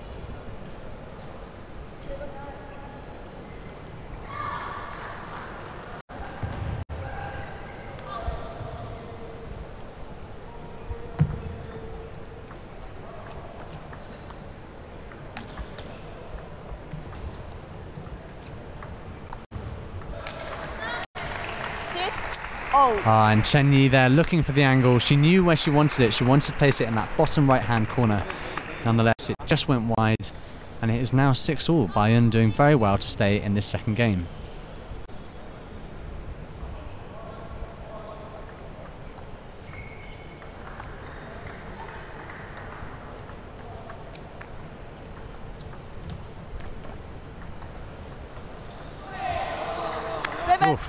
And that ball was on. That's a point for Chen. It's the one she was looking for previously, but just overshot.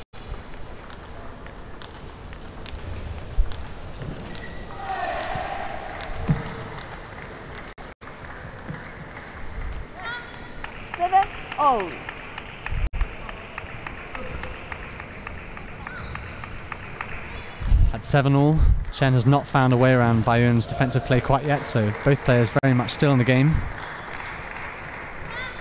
F7. Bayern switching up for a forehand shot on that first serve there,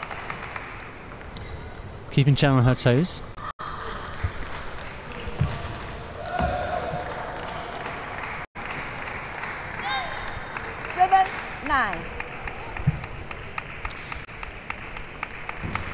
And Bayern will be growing in confidence now. She has 2 points, leads, and only 2 more to win this second game.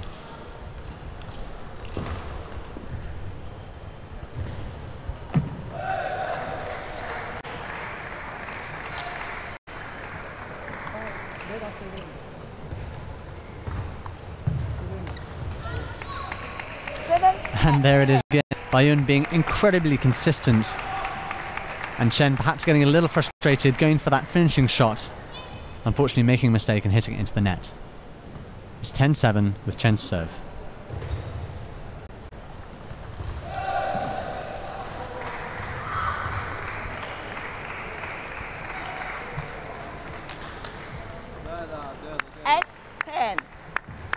It's An impressive smash from Chen there, just a little bit too fast from Bayun to get to.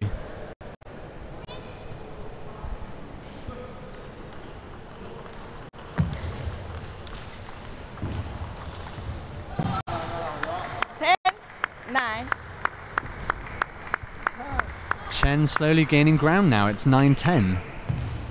Can she gain one more to equalize?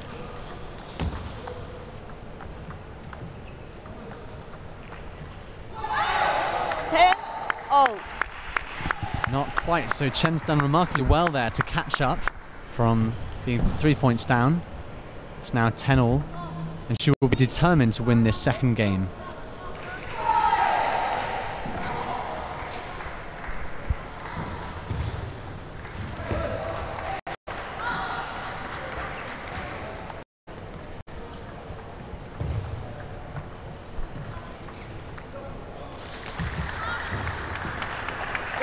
Oh, and she'll be frustrated with that. Chen getting into a rhythm there, going for the finishing shot, but unfortunately just falling long. It's 11-10 and Bayun needs one more point.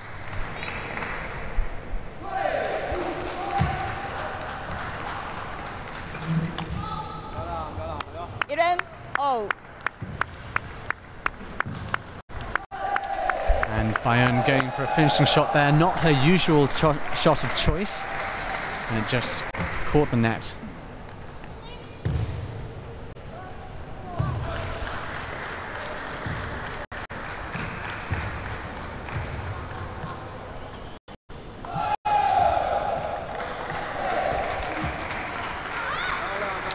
And that's impressive play from Chen Yi. The players need to win by 2 clear points. 12-11, she's made a comeback and is looking to finish.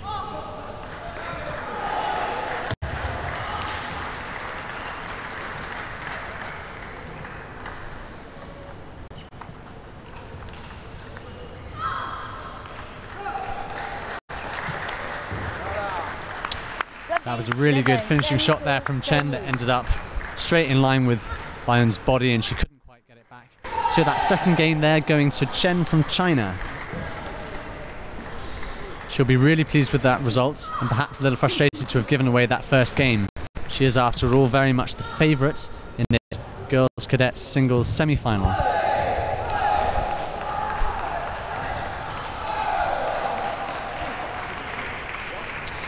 So Bayun would appear to be banking on Chen making mistakes,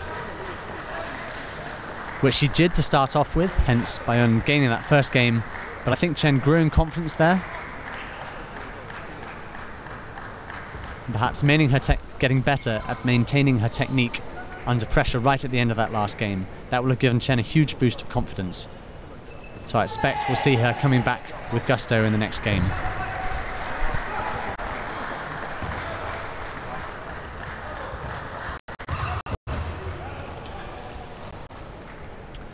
China will no doubt have researched their opponent's style of play as well, so she will have known in advance that this is what she's up against. China is in fact the only country where you can study an individual sport to a degree level and higher.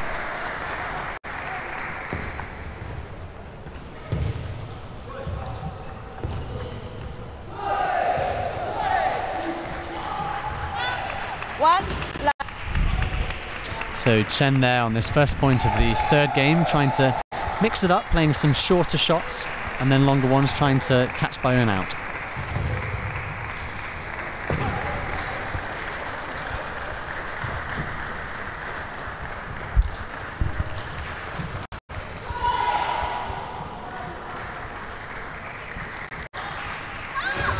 And that's a great finishing shot from Chen. I think what she's doing now is working on her placement. Instead of just hammering the ball straight back down the middle, she's really working to try and find those angles and get it down the line in that case to win a points against Bayun.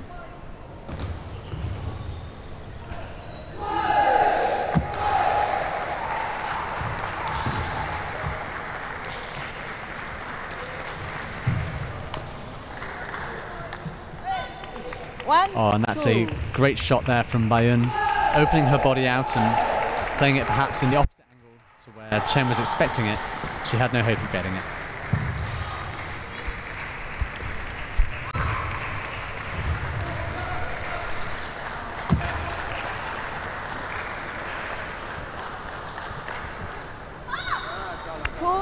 Oh.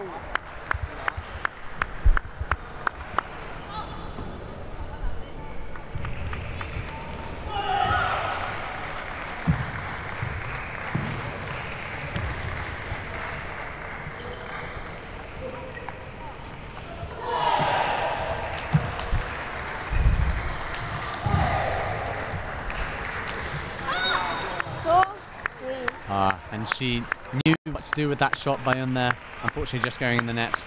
So Chen trying to mix it up with some shorter shots there, which Bayun has been quick to capitalise on.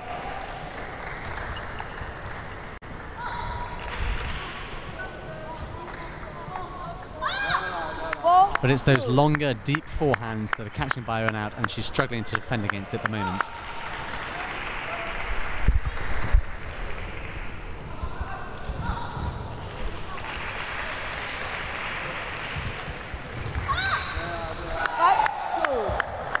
So Chen now building with confidence.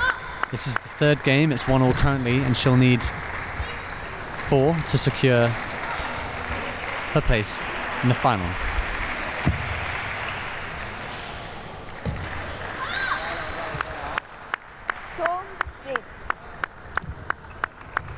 Six. 6-2 in favour of Chen.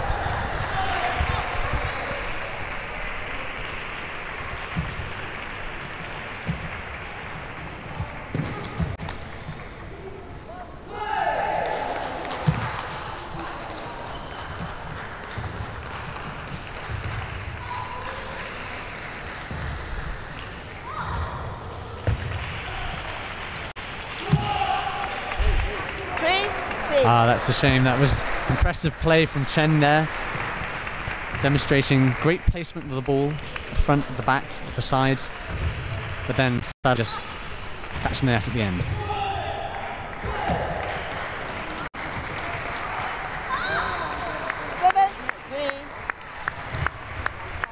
There's a good block there from Chen. Bayun mixing it up, playing an impressive forehand instead of her usual backspin.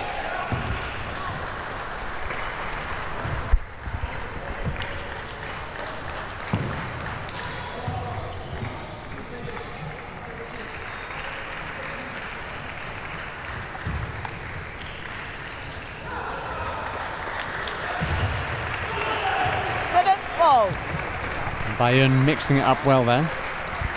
She knows she's going to need to change up her usual routine if she's going to get past Chen's impressive forehand.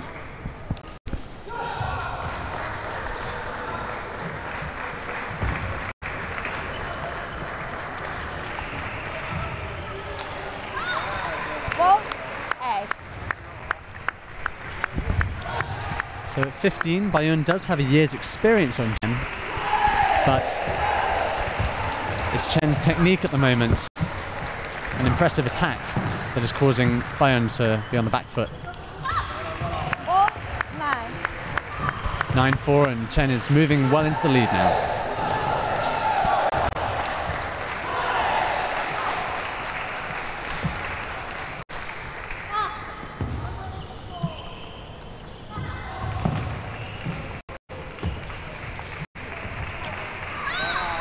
And that's the shot she was looking for.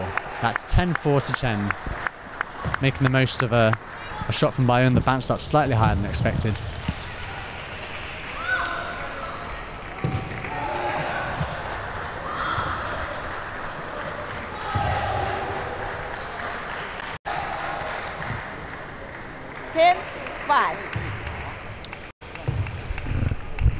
Last shot just clipping the net there and going long. Chen is looking for one more point to secure this third game in the match.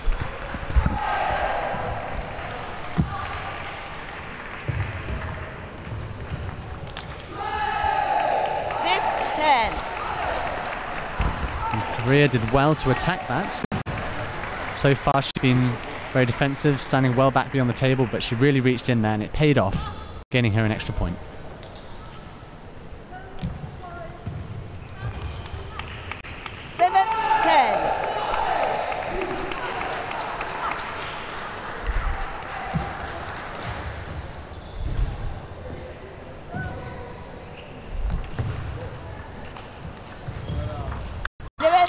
And she's done it. So that is 2 games to Chen thus far in this match, the cadet girls singles semi-final.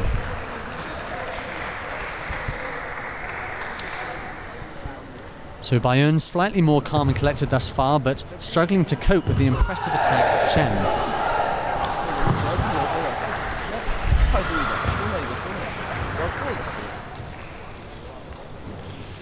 Chen will no doubt have received excellent training from her coaches. The Chinese coaches being so well renowned that, as previously mentioned, they are often found elsewhere around the world. For example, the coach for the USA junior girls is actually a Chinese coach who won silver medals in the Barcelona Olympics. That's Chen Ji.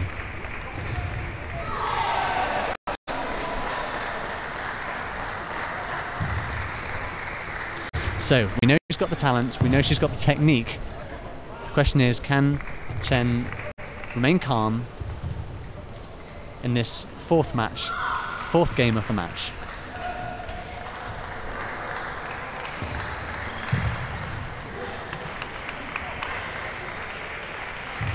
First game, Chen Yi to serve. Level.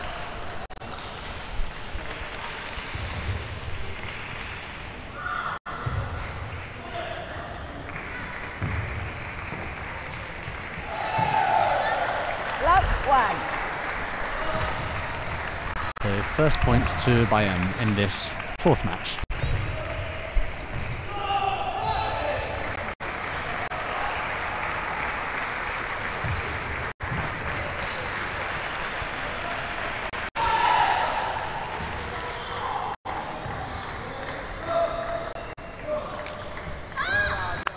And that was a great finish from Chen there, pushing Bayern out onto the left-hand side and then changing quickly to a shot down the line on the right.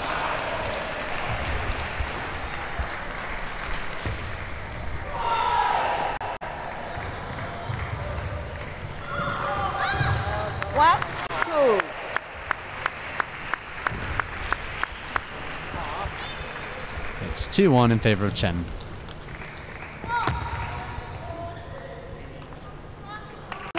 Oh.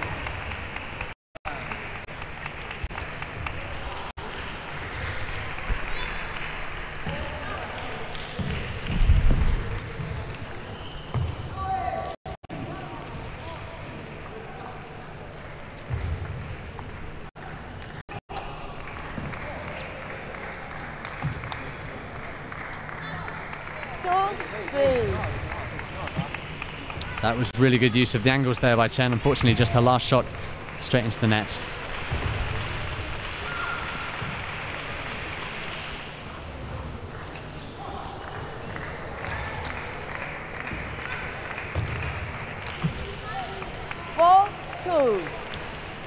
And some impressive footwork from Bayern there to keep up with those shots going left and right from Chen.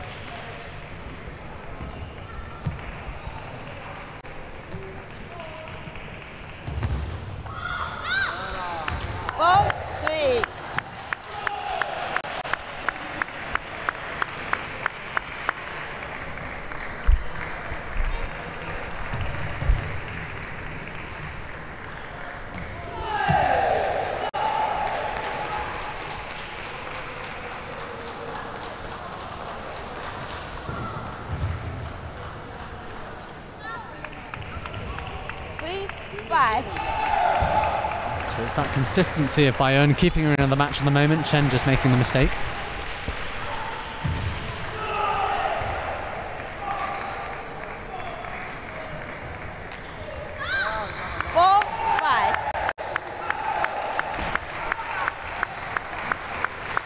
And that is her killer shot for Chen.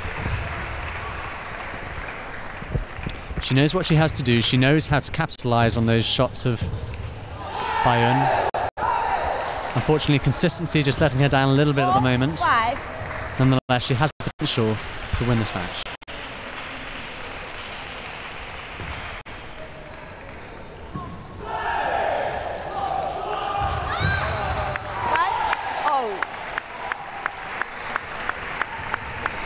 Five all. Chen has caught up, and it's even Stevens in this fourth game.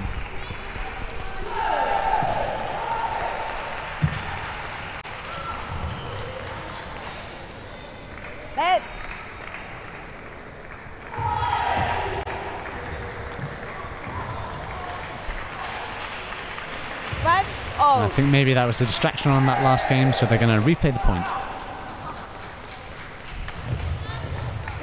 6-5. Oh, and a slight change of pace there from Bayern. A really good attack. Chen wasn't expecting that. I think that's what Bayern needs to do more of if she wants to take control of this game.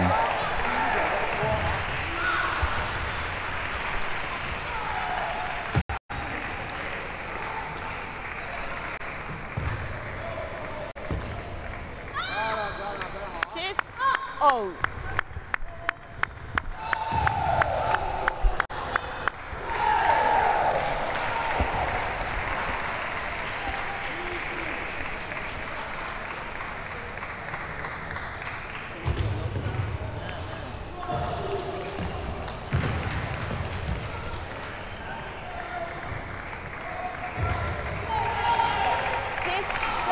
Chen Yi looking to capitalise on Bayern's slightly weaker forehand there, unfortunately just clipping the net.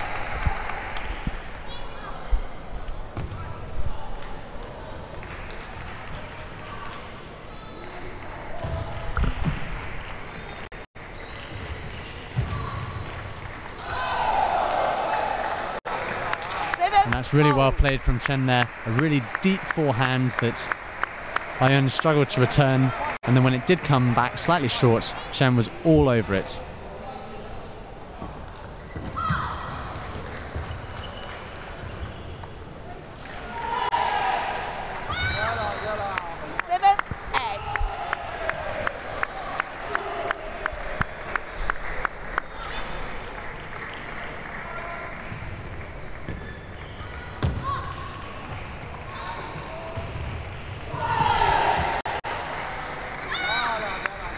You can tell that Chen is demonstrating complete control over these rallies, really.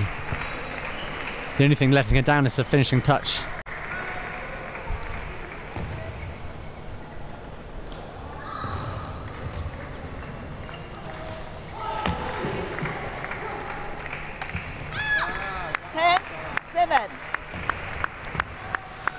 Bayern looking for a forehand smash there, sadly just going long, so giving Chen a lead of 10-7. Chen only needs one more point now to win this fourth game, which would give her 3 games to 1.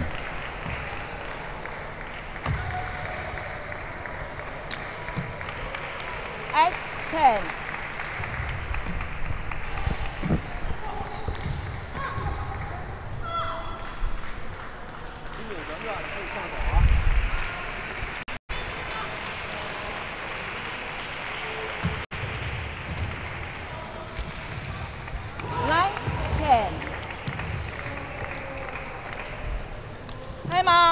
Bayern creeping up behind Chen now.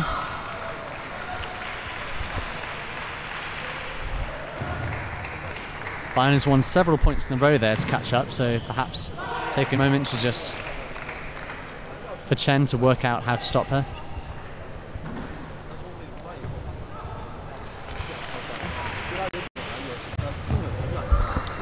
Chen is really dictating where the ball is going in every rally here. When she mixes it up with a shorter shot though, Bayern does have that rapidity to jump in and capitalise on a shorter shot. So any mistakes from Chen are punished.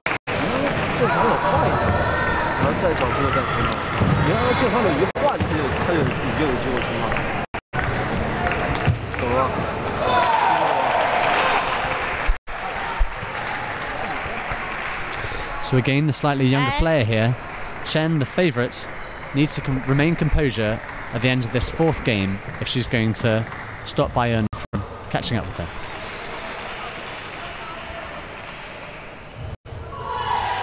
It's Bayern to serve, with Chen leading 10-9.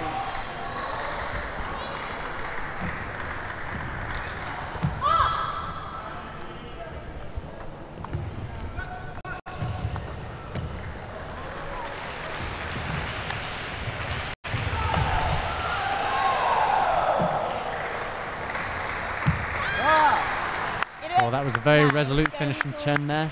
Again, dictating exactly where Bayern moves across the back of the table. So Chen leads with 3-1, Chen being the favourite for this game and actually seeded number 1 in the girls' singles cadets.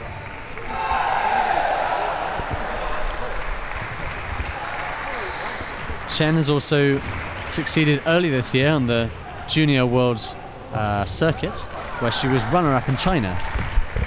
China, of course, some of the most competitive games in the world, where it is the national sport and training commences when these players are as early as 5 or 6 years old.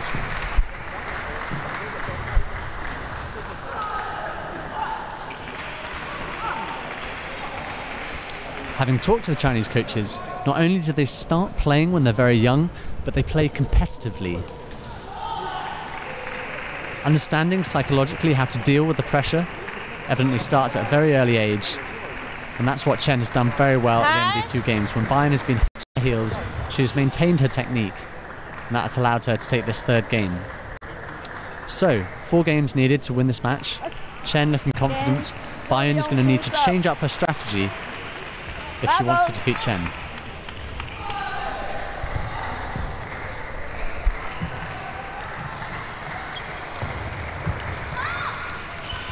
One.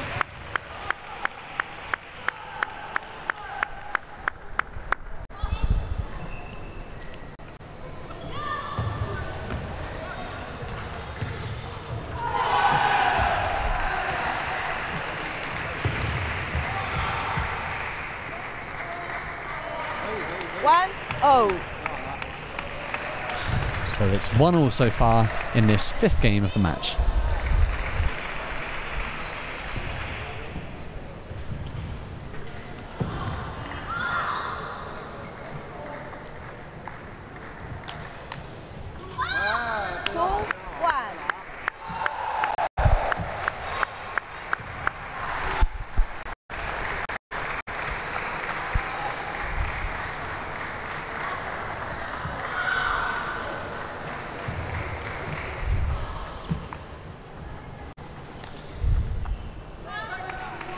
So Chen looking to set herself up there with a smash. She's playing a shorter shot, dropping just over the net, hoping that Bayern will pop it up and allow Chen to finish off. However, Bayern has been playing very well defensively and is not giving Chen an inch.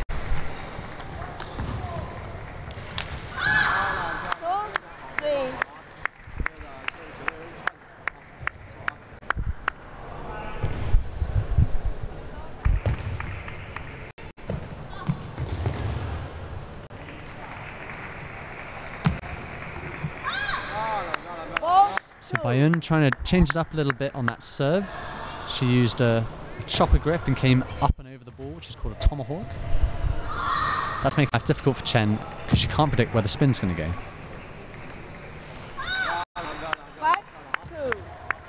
Bayern clutching at straws a little bit now. She's determined to try out anything she's got, given that she's down 2 games and down 3 points in this current game.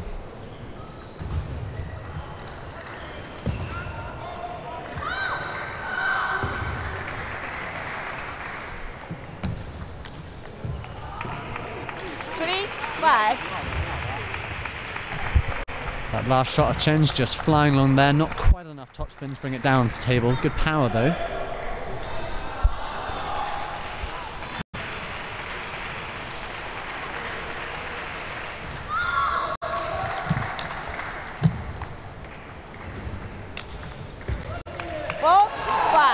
That was a very impressive forehand from Bayern. We know she has that technique there. We know she can place those shots. And those are the ones that are winning her the points at the moment. She really needs to focus on using that from her repertoire. 5-0.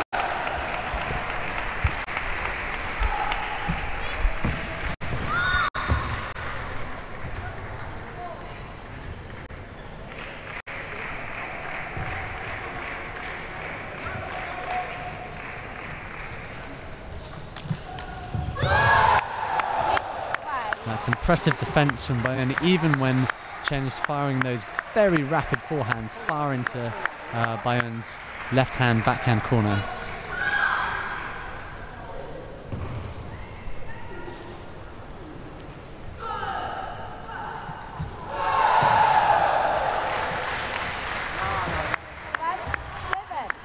So Bayern looking to capitalise on a slightly shorter shot there from Chen.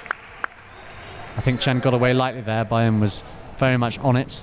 However, the shot just went long.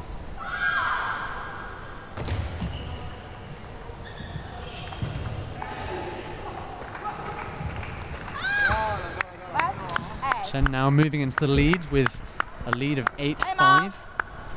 She's looking confident with 3 games under her belt. She only needs a couple more points to secure herself a place in the final of the cadet girls singles.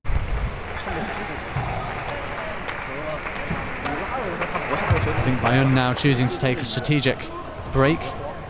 It's her last chance to change up her game. This is a crucial point in the match for her.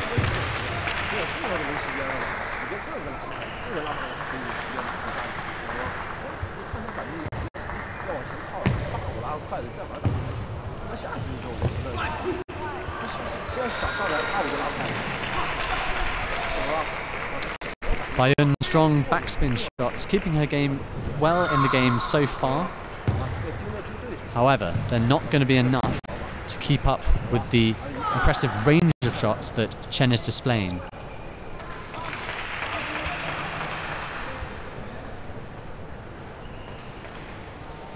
So the 5th game in this match, Chen leading 8-5, and Bayun needing to change her strategy dramatically in order to pull back a win.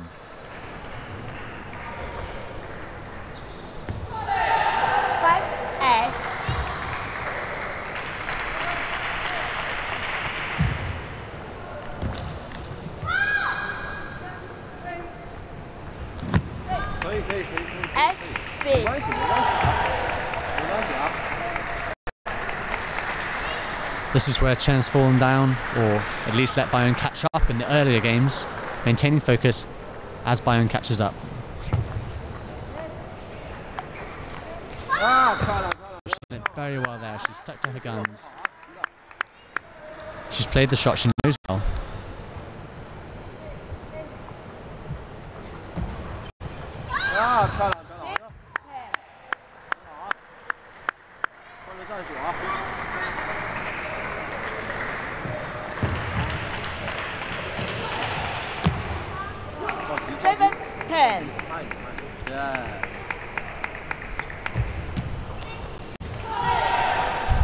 Chen now leading at 10-7. She just needs one more point.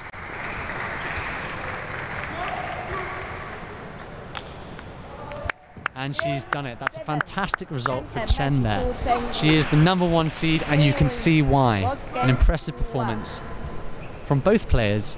Unfortunately, Chen's range of shots and that impressive attacking action on her forehand proving all too much for Bayun. So it's the young Chinese player, aged just 14, who will be moving into the finals for the cadet girls singles, which will be taking place later tomorrow.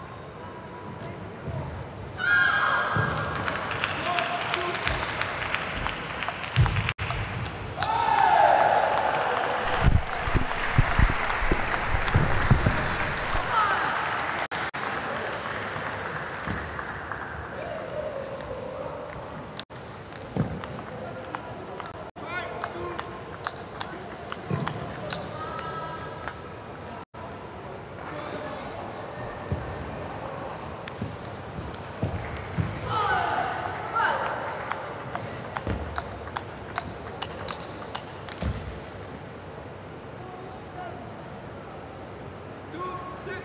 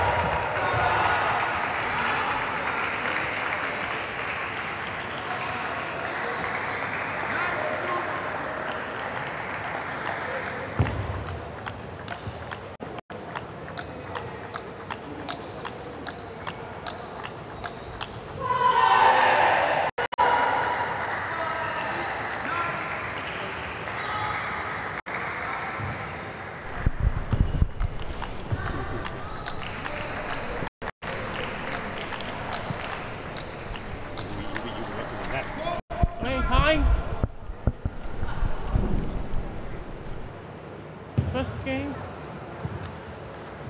Visa to serve. Love all.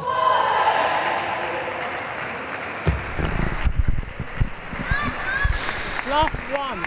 So welcome back. This is the match of Akubo from Japan playing Wisa from Thailand. This is a positions match for the girls cadet singles. And Wisa are off there to a flying start.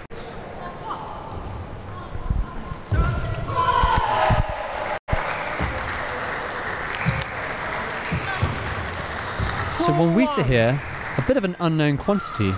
She was seeded 14, but went on to beat the second seed, Parag Chital from India earlier this week.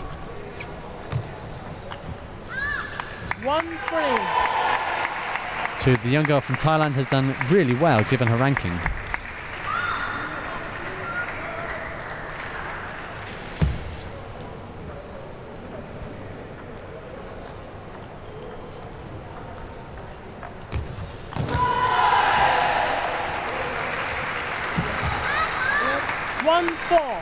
Her opponent, Akubo Hikari, who is from Japan, is aged just 13, so one of the youngest players in the competition.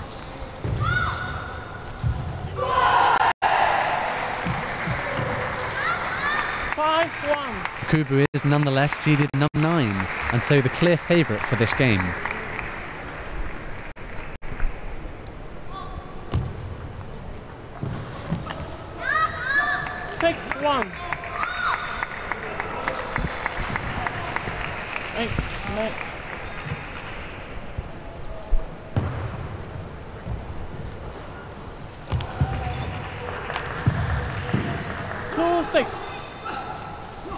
So Akubo currently leading 6-2 against Wisa from Thailand.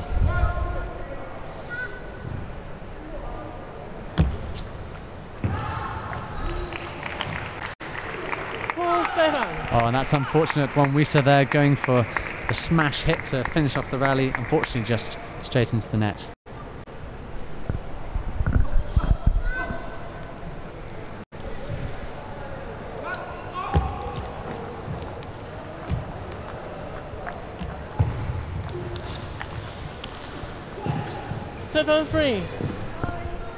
So that was a good placement there from Wisa. She had Akubo in the left-hand corner and then changing it up and playing down the line. That's what she needs to do more of.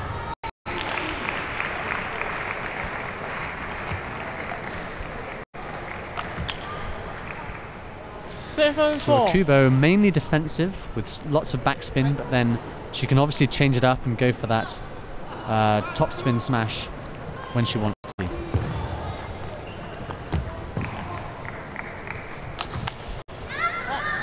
And there it has paid off well. Wisa wasn't quite quick enough to block that smash right over the table from Akubo.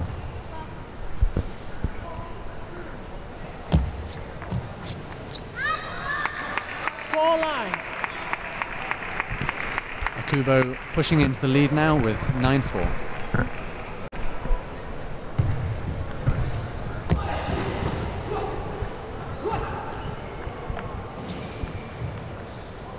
Nine, 5.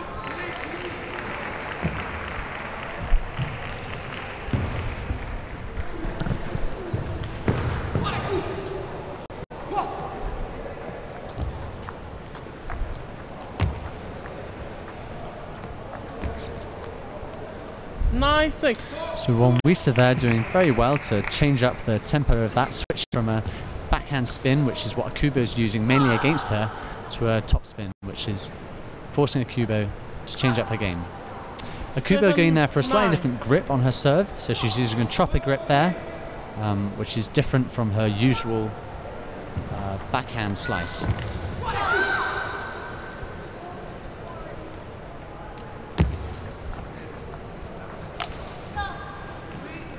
Won-Wisa doing very well to catch up here.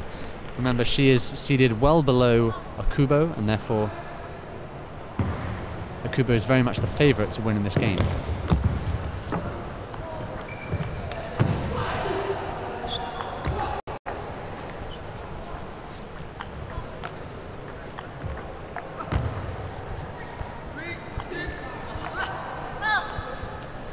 So Won-Wisa doing very well there, playing in a similar style as we saw Chen Yi from China play previously, combining short drop shot, trying to set up for a smash shot in the next.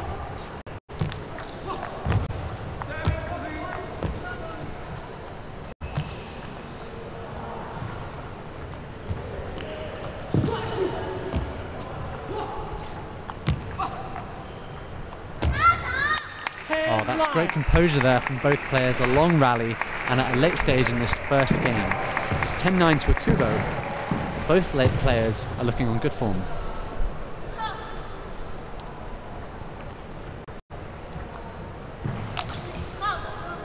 Oh, and she'll be cross with that.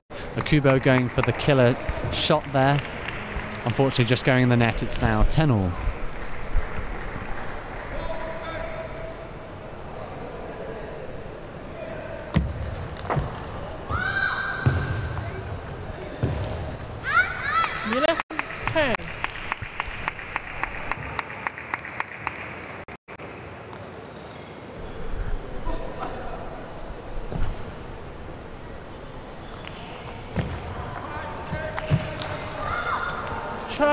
Oh, and that's a great finish from Akubo there, just to stretch a little too far from Won-Wisa. Nevertheless, a really impressive first performance from Won-Wisa. As previously mentioned, she is a bit of an unknown quantity, having a world ranking of 390 compared to a world rank of 73 for Japan. In theory, this should be a bit of a walkover for Japan, but Won-Wisa, perhaps age 14 with a 1 year extra experience, is giving it a really good go.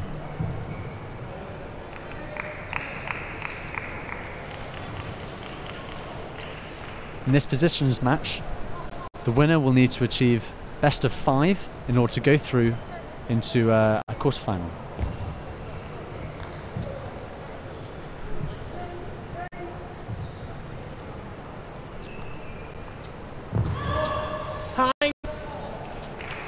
So you can see here Won-Wisa demonstrating a great variety of shots, mixing it up with drop shots and smashes. And she can play backspin when Akubo is playing backspin, but it's the consistency of Akubo that is really putting her ahead at the moment.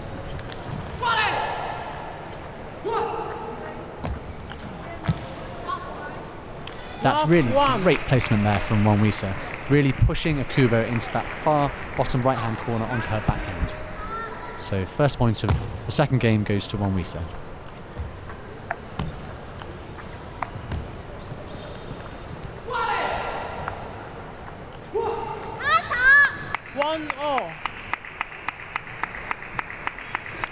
So Akubo just keeping the ball in the game and waiting for Won-Wisa to make a mistake.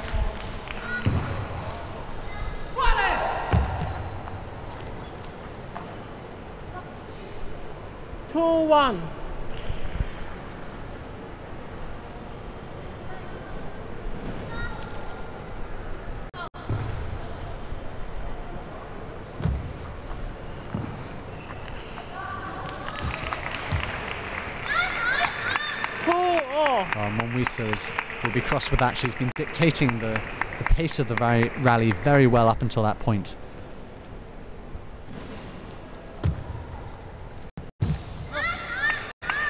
And that's an impressive change of pace from Akubo there. Her usually defensive shot changing for a very formidable forehand smash.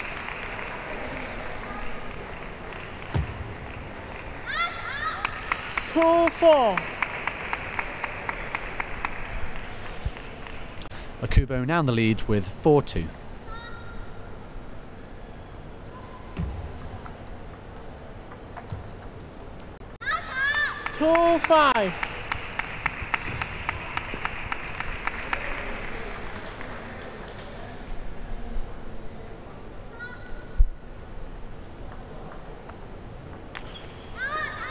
So it was Monwisa mixing up her serving style. She knows that she needs to change her strategy slightly because Akubo is getting everything back. 6-3.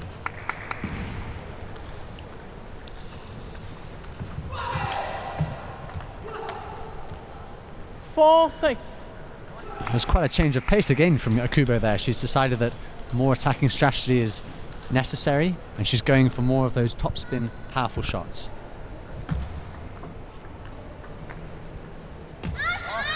4-7.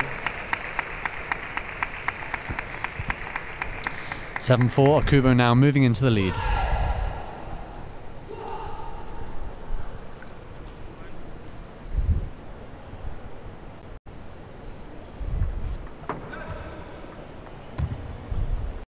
7-5.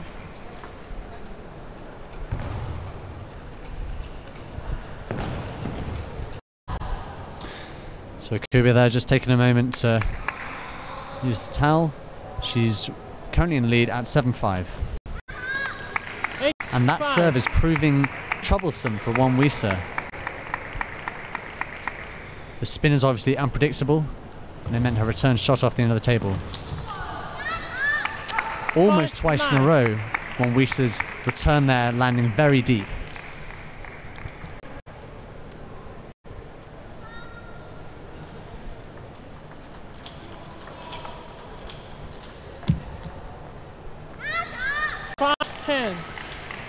So, keeping the ball in the game, that seems to be Akubo's strategy. And it's paying off, sadly. Monwisa is playing well but making mistakes. 11-5. And there's the final point she needed. So, Akubo, the favourite for this match, takes the second game 11-5. It should come as no surprise, really, that Akubo is performing well. She has been busy on the Junior World Circuit earlier this year, making it to the quarterfinals in both Slovakia and Belgium. She has in fact 6 Opens under her belt this year, so she has plenty of experience. On the other hand, Monwisa performing in Jordan but not making it as far.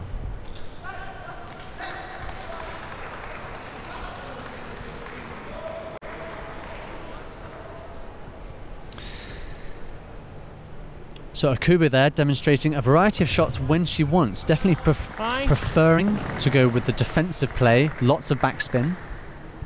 Also stronger on her serve there with that tomahawk shot, the chopper grip. With 2 games under her belt, she's going to be feeling confident. And Monwisa has a way to go to try and catch up with her.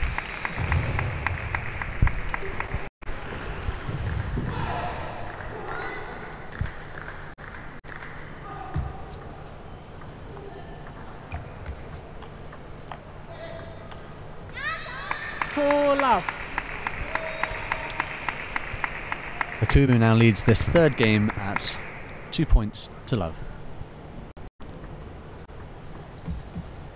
2-1.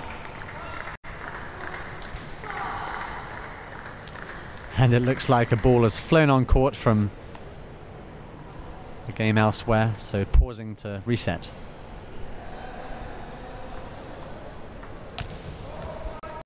2-0.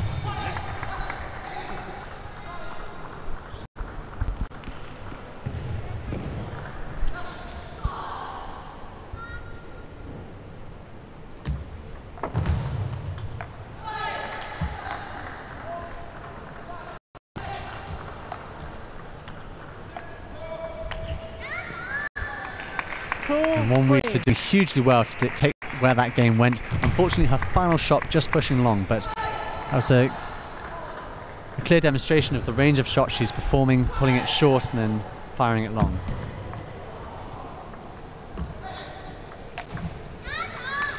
Akubo, though, does have that finishing smash which she can pull out every now and again, which is catching Won Wisa off her guard.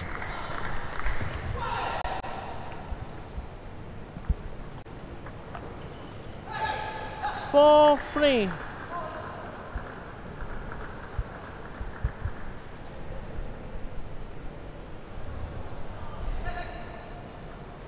Let 4-3.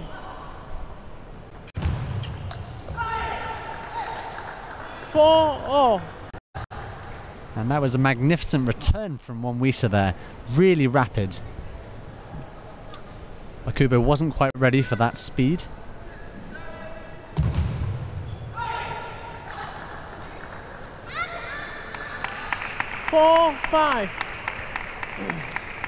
So in this third game, Won Wisa not going down without a fight. It's 5-4 to Akubo currently. 6-4. And Akubo did well there to push Won Wisa into that bottom right-hand corner. Timeout. Won Wisa trying to use a forehand topspin, but in the end it was too close to her body.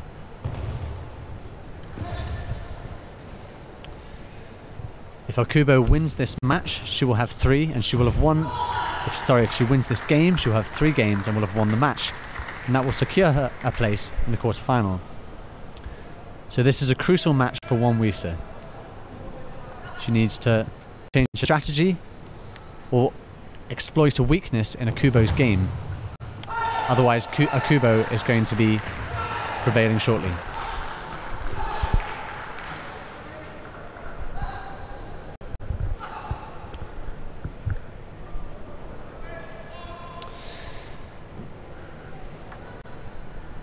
Four.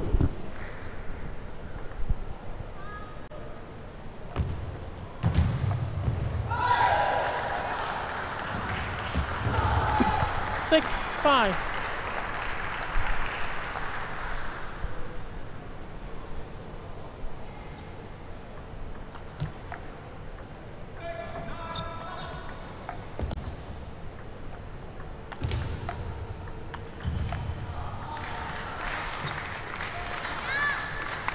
And that's very well played by Akubo. She started that rally off at a different pace with a faster, longer serve, which was unusual.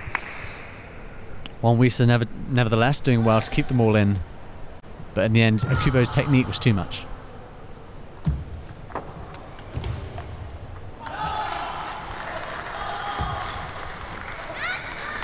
That's very well defended there by Akubo.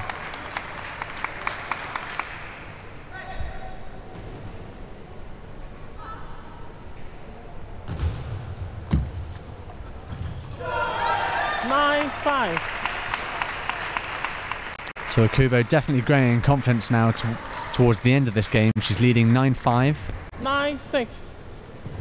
But if Won Wisa can pull more shots like that out of the bag, there's no reason she can't catch up. 6-10. Akubo now 10-6. She only needs 1 point more to win this match.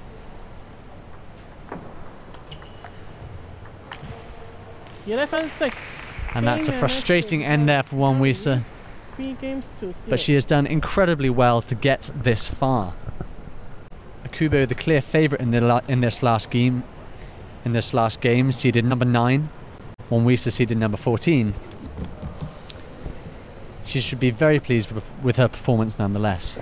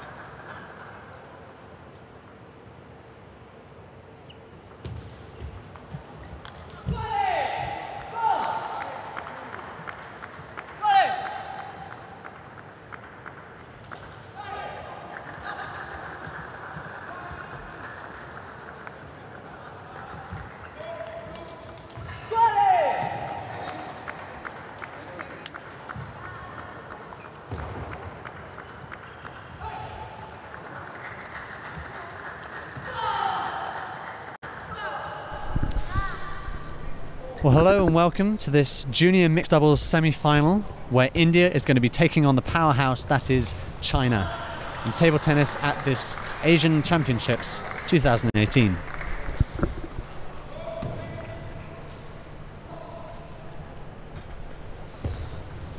We have a very powerful couple on the China side of the game with F.SURAJJULAA, age 17 and world ranked #1 for her age group.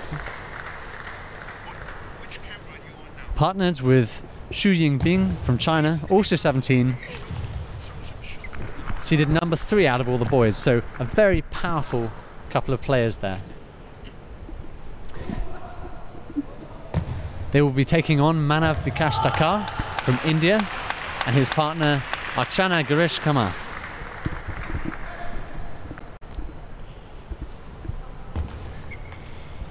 The Indian players are especially notable having qualified for the Youth Olympic Games, which will be taking place later this year in October.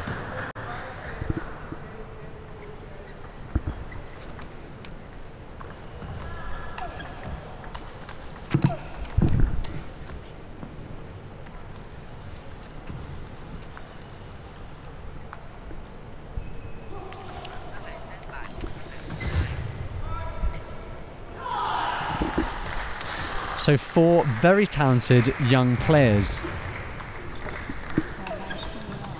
With the 2 Indians having qualified for the Youth Olympics and the 2 Chinese players being ranked so highly in the world, this should be a very close match.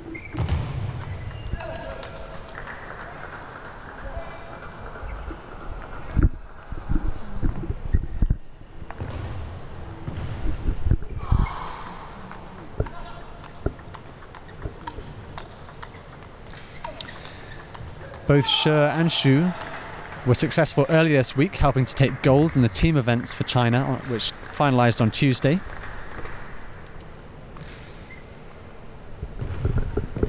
Manav was involved in taking silver in the team events, which was particularly notable for India, being the first time in history that they have won one silver in the team event in the Asian Championships.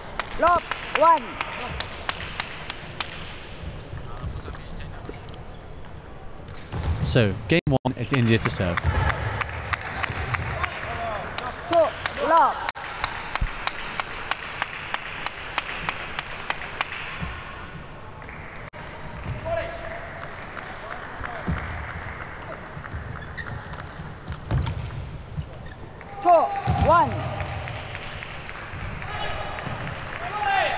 Manav and Girish there working well together to keep pressure on the Chinese.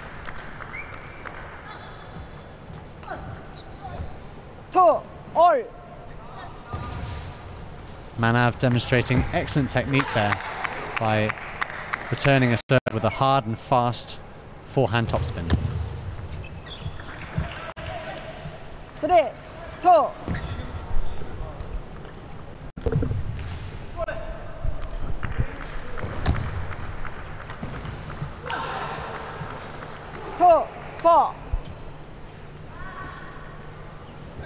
And at 4-2, India are looking strong. It's early days and it will take 5 games to decide the winner of this match. 3, 4.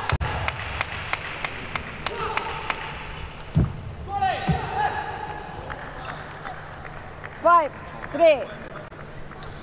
Shu there looking to place the ball in the far left-hand corner. His shot just drifting wide.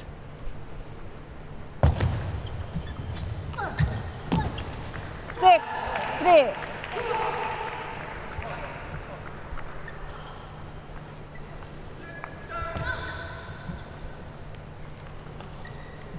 Net, your service is not enough, okay? That's a let on that service. 6-3. Garish serving to Shu. 4-6.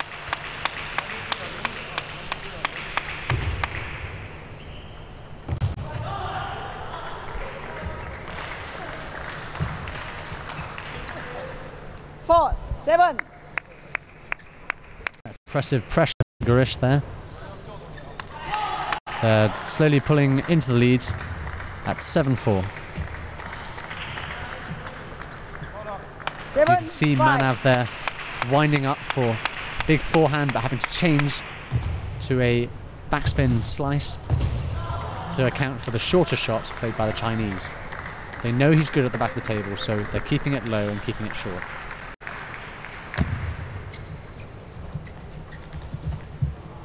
And that was very nice placement there by the Chinese of the ball. Manav forced over onto his backhand side, losing his balance. Net. 7-6.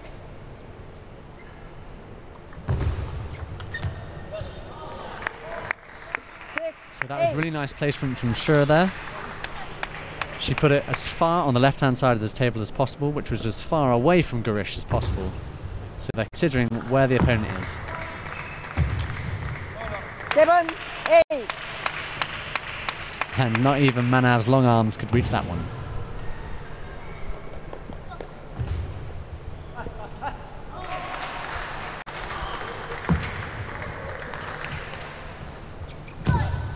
Nine, 7.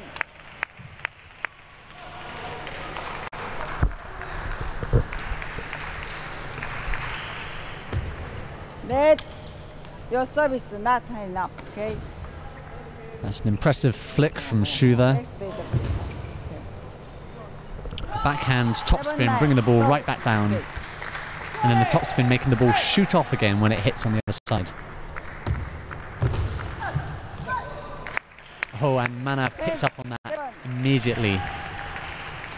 Any ball that bounces up from the Chinese is being capitalized upon by Manav with that impressive backhand. 11-7. And there he is again, all over it. So first game goes to India.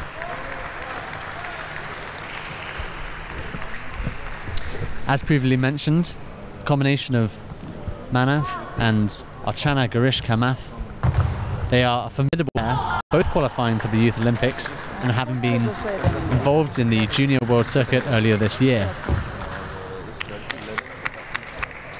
At the age of 18, they are also at the top end of the junior category.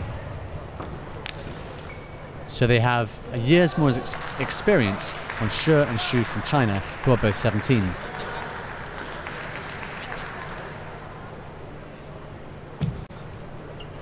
You can see there in the timeout, India just having a word with their coach, Somyadeep Roy, head coach for India. So first game goes to India and we're moving into the second now. Both teams looking strong. India perhaps more confidence. I'm sure China will come back onto the stage fighting now. Second game, now to It's Shi, the number one in the world, to start serving. Drop 1.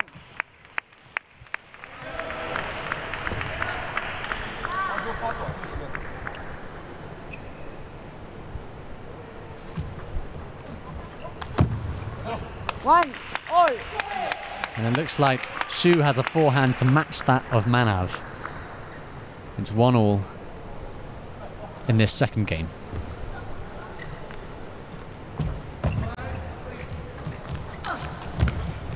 1, 2. And you can see that backhand of Manav there. 2, all.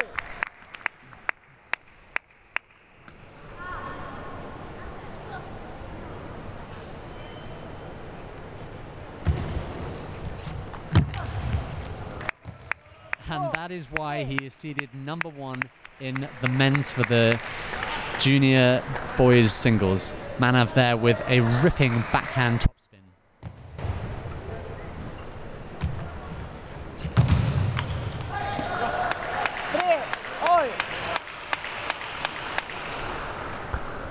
So at 3-all, both teams neck and neck so far in this second game.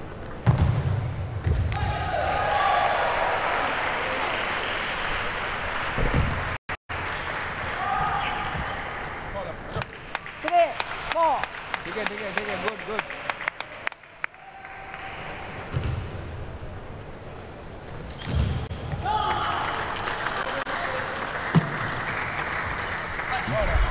5, 3. Manav struggling to return the return of Shi there, the Chinese #1. 4, 5. Archana nonetheless doing very well. She is seeded well below her counterpart Shi, and has done exceptionally well in this match so far. And that's a ball flying onto the stage from another game. I'll take a moment to reset that point. Dead. 5, 4.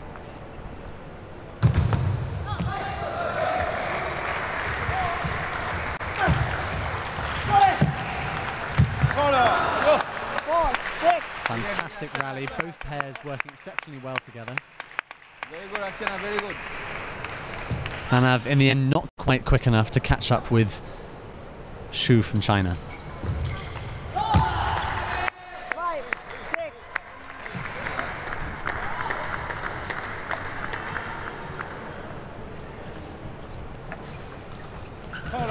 Seven, 5.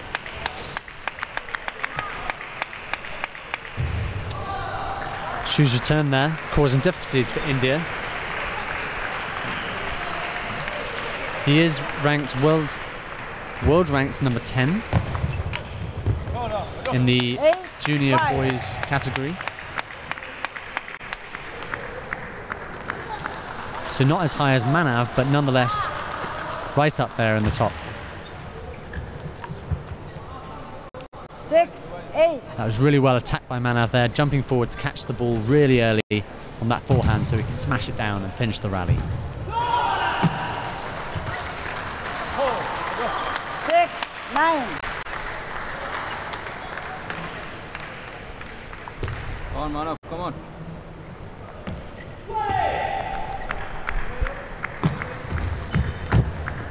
7, 9. So it's 9-7 to Shu and Shi. 9,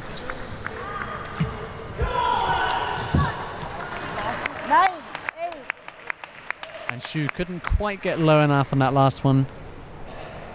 The ball was too close to his body and he was dropping right down to try and get over it and use his forehand. The Indians catching up now at 8-9. 10, 8.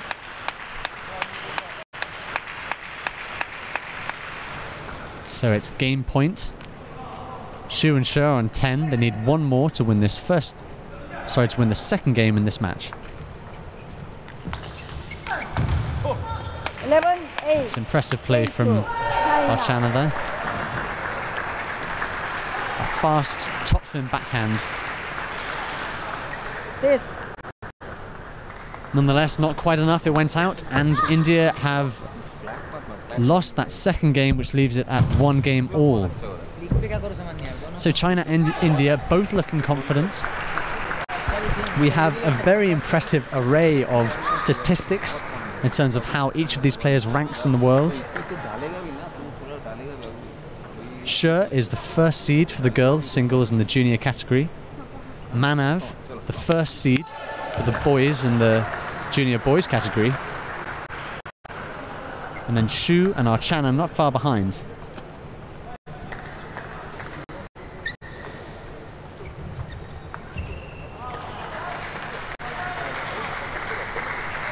So we've watched in this last game, Manav is particularly quick on the ball. Those long limbs of his allow him to dive in and capitalize on anything that bounces short from the Chinese. However, that technique that the Chinese have obviously drilled again and again is allowing them to return the service of the Indians with amazing speed, especially from Sure. Love all.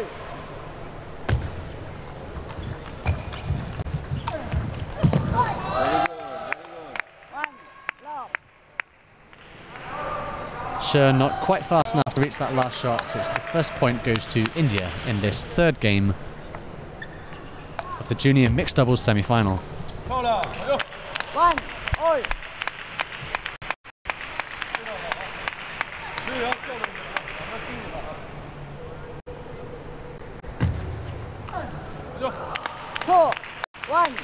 Manav perhaps just waiting a little too long on that shot, allowing it to drop down, which prevented him from getting it back up and over the net.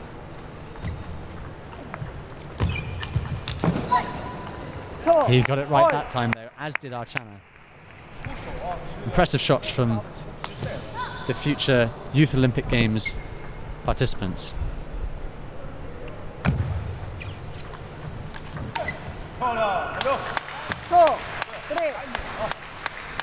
Shu there targeting Manav straight at the body, making him difficult to play anything other than a block on the backhand.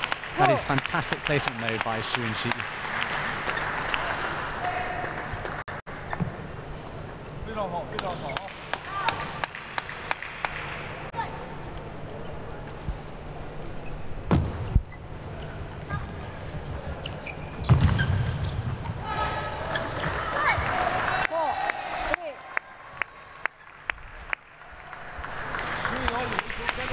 It's 3-4 and India are hot on the heels of China.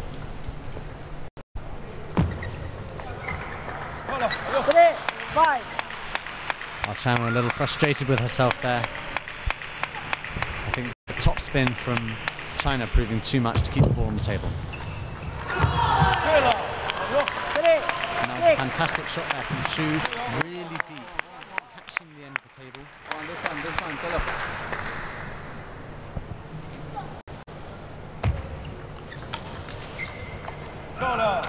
And that was a very fast shot from Sure there, countering an attacking shot from Manav.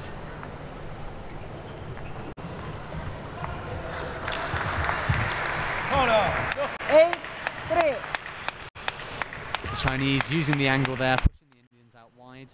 Manav wasn't quite quick enough to get all the way to that ball, well wide from the table.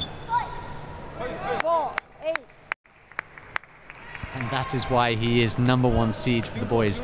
That backhand return is his greatest weapon.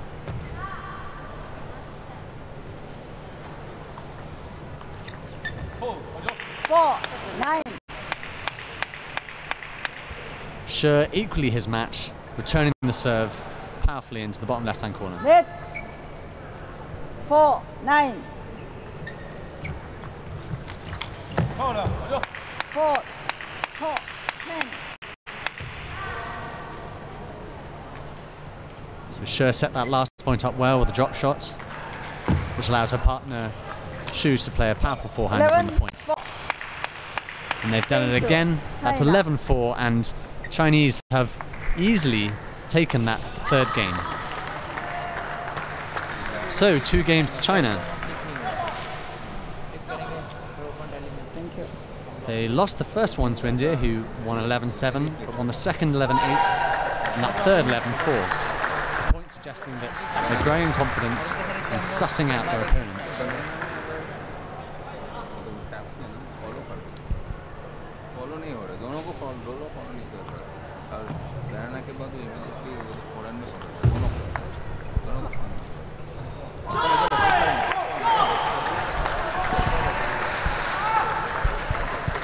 So that's fantastic technique. You can see there in slightly slow motion of the Chinese on the backhand, rotating the wrist,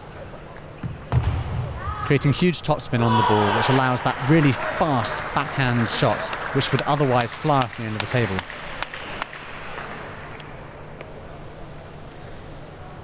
First. So we're moving into the fourth game of this match. China have 2 games to 1, and if they win this third, then they will be through and into the finals. One, love. And they're looking confident.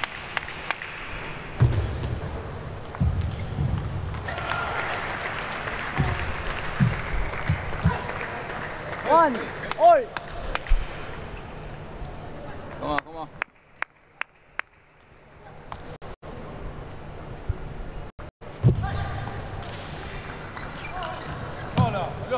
One.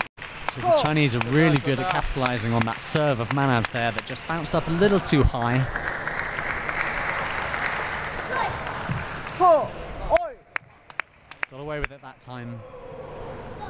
Shu's shot just flying slightly long.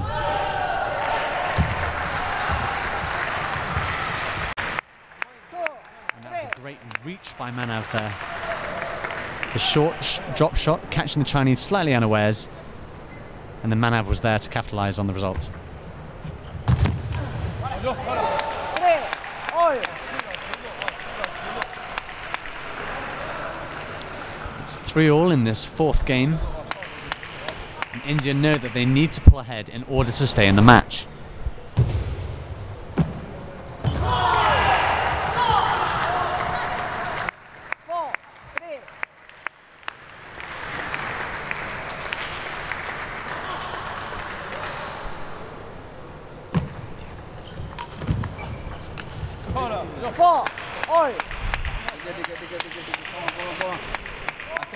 So Archana just going for the finishing smash there, unfortunately just flying long.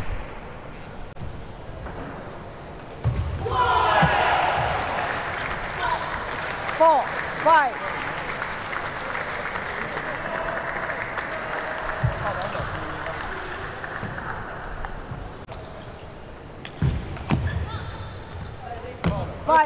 All. Manav there going for the drop shot. He'll be a little frustrated with that, just pulling short and hitting the net.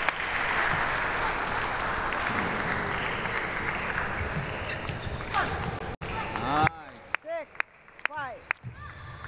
And there's that backhand top spin smash that's been keeping India in the game so far.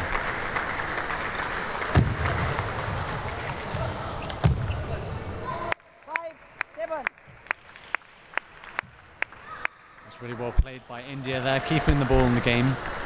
Shu just making a slight mistake there as he went for the big smash.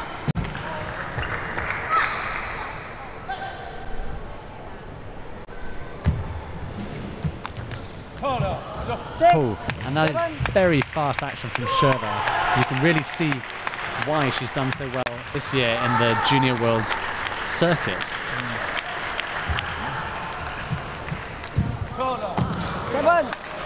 And there again, Shi is not only the winner in China, Hong Kong, Poland, but also in Czechoslovakia earlier this year on the Junior World Circuit. She's been having a fantastic run so far, and it's really paying off today. You can see her fantastic technique.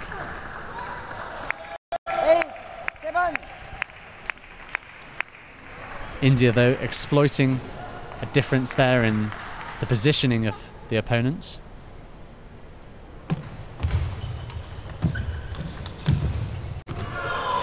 And that's Shi keeping them in the game here. We're 8-all in this fourth game.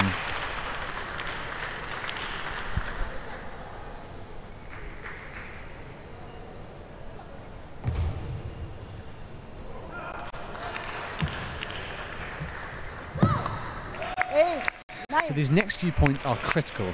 If India can gain a couple more points to win this game, then they can stay in the match. It's sure to serve, and they're desperate to catch up. 9, all.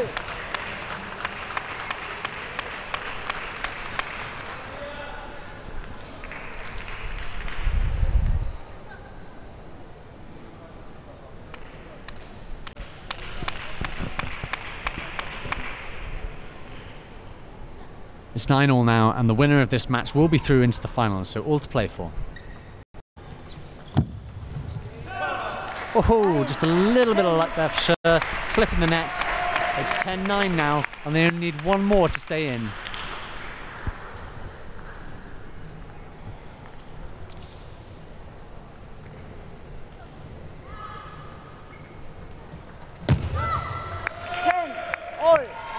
It's not over quite yet. 10-10. India is still very much in this match.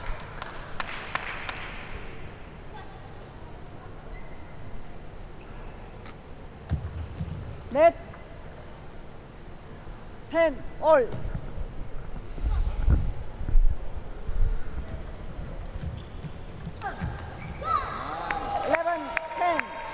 And they've pulled ahead now, 1 point. India have had a good run this last couple of points and will be determined to get one more. With 2 games, they're still in the match. And there they have it. So, that is why hitting the edge. there's some controversy, I think, over that last point. 11-10. 11-10. We're just going to wait and find out. Archana. Okay, after. Shu would appear to be unhappy about the ball for some reason. We'll just wait to find out.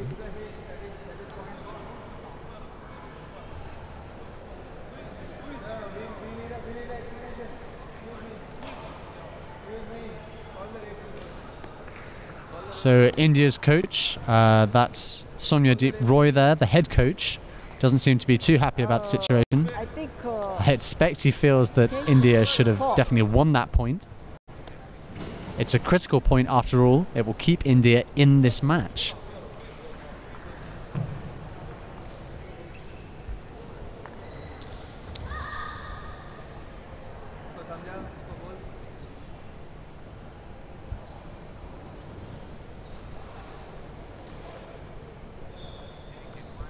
So the referees now just checking and asking India to step back while they try and work out what's gone on.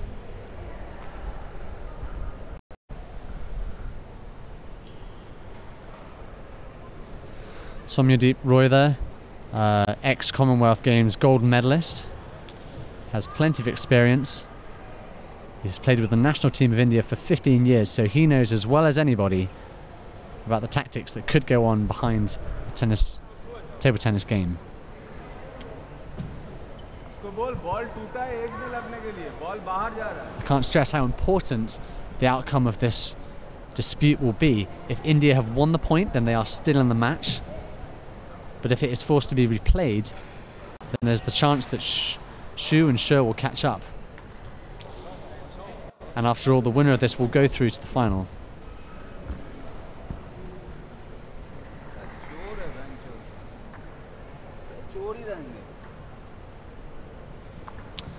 So it looks like we're going to be replaying the point. And you can see India's coach at the back there, Soumyadeep Roy, shaking his head. He is not happy at all about this result.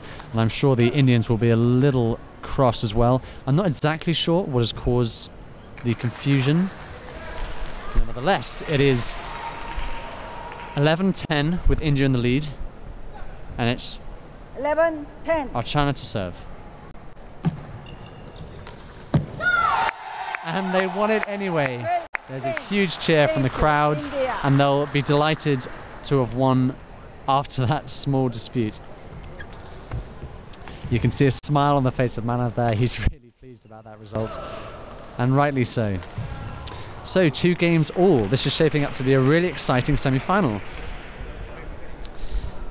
We will find out in the final game whether the Youth Olympic qualifiers, the Indians, will be a match for the Chinese.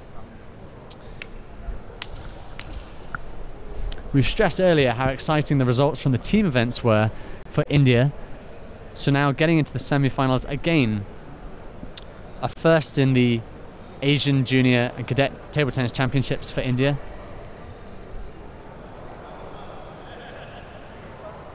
and probably an unexpected challenge for Shi and Shu.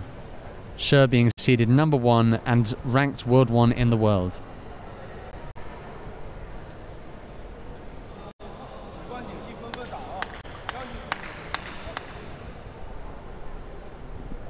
You serve first. This game, I try not to serve, love all.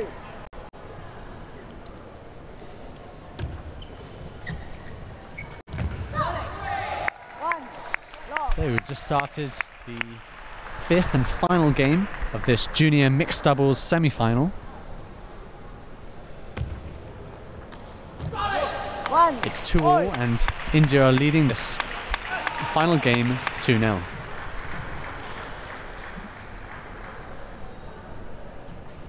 Red. 1-all.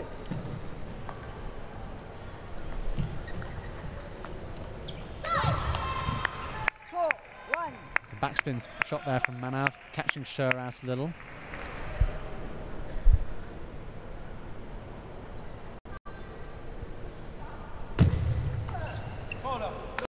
All.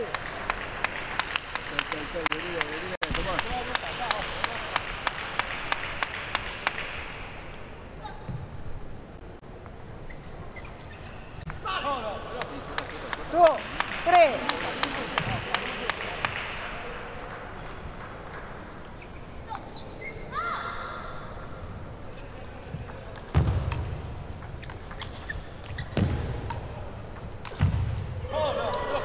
That is fantastic play from the Chinese there. You could see the curve of the ball in the air that the spin is causing. Manav did well to return, but in the end, the Chinese attack was too much. The Chinese now leading 4-2.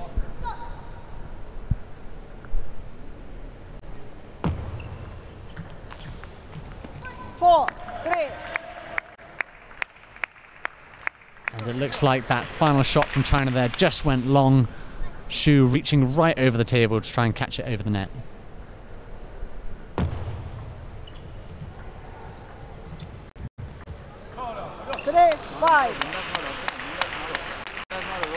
It's 5-3. China are leading this game.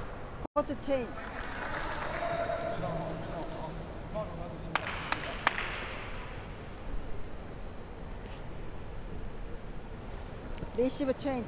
Okay.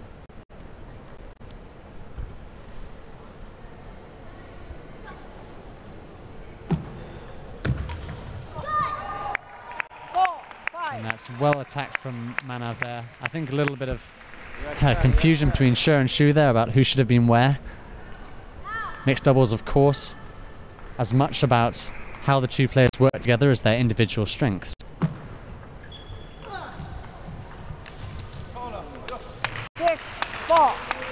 Manav did well to set Archana there up, set her up there, but unfortunately just missing.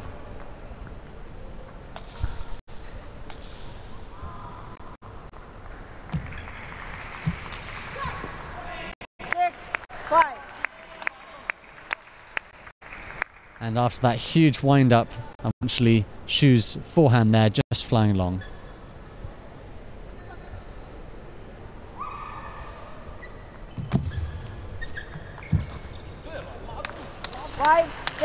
And Shu there capitalising on a slightly shortened ball from Manav that bounced up high. Archana tried to block, but not quite quick enough.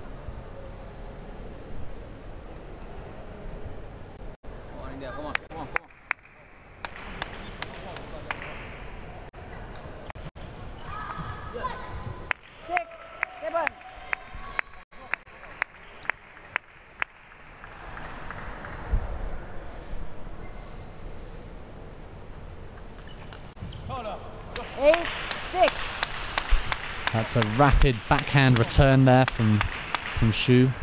It's a little too fast for the Indians to cope with. The Chinese seem to be particularly good at returning the India's serve.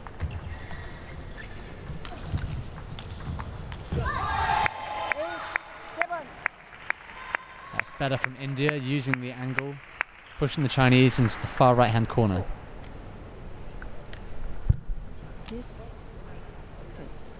Time out.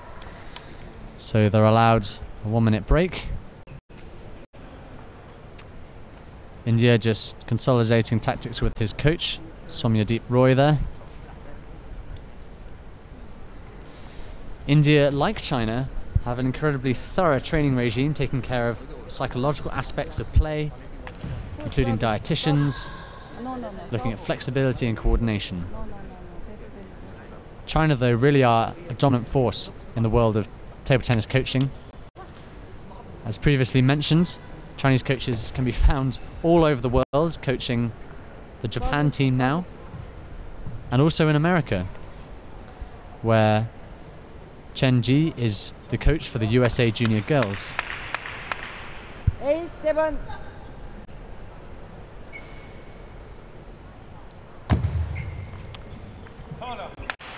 9-7. So in the final points of this final game, it is 9-7 to China. And if they win this, they will be through to the finals of the junior mixed doubles.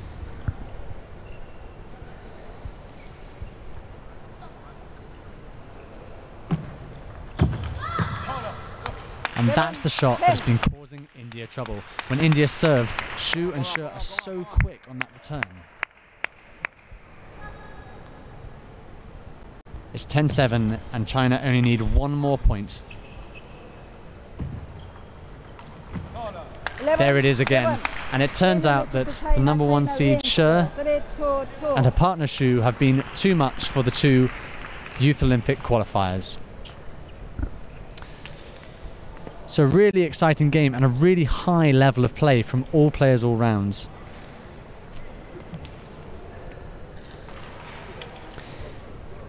India will nonetheless have been delighted to have got through this far, as they are perhaps less experienced than China in these top-end world events.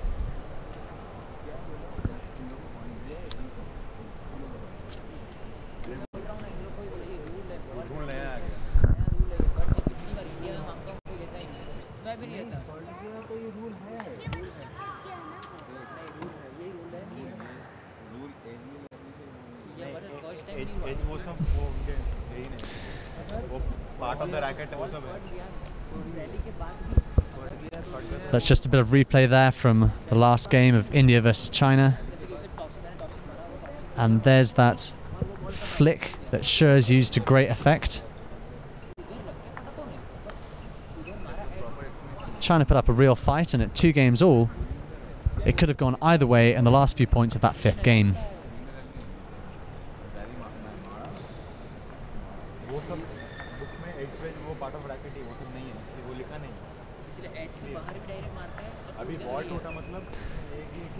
Manav really using his athleticism to the max there, reaching for those shots that the Chinese have used angles on so well. So China through to the final of the junior mixed doubles. We'll see them again tomorrow.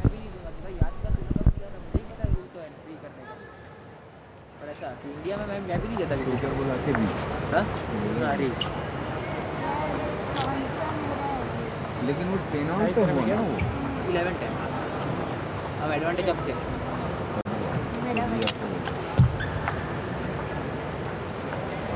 बाप रे, first game में एक backhand मारा था मैं। लेकिन लड़की को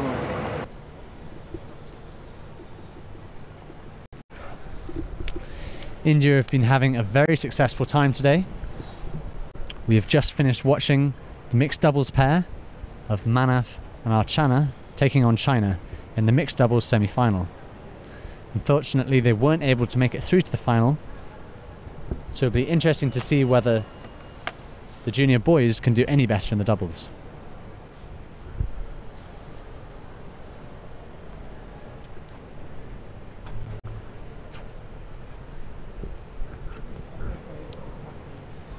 So for India today, we've got Chandra and vs.Jeet playing. And on the Korean side, Kim,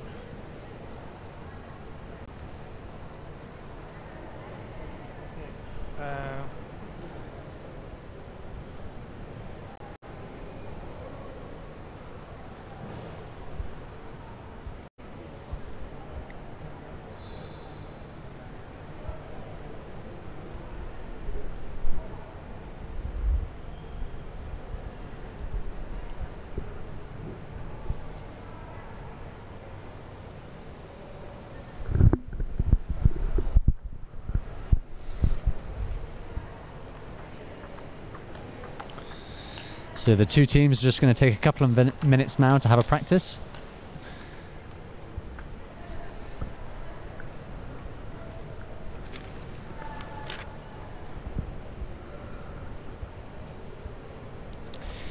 India are seeded 3rd for the junior boys doubles and Korea 4th.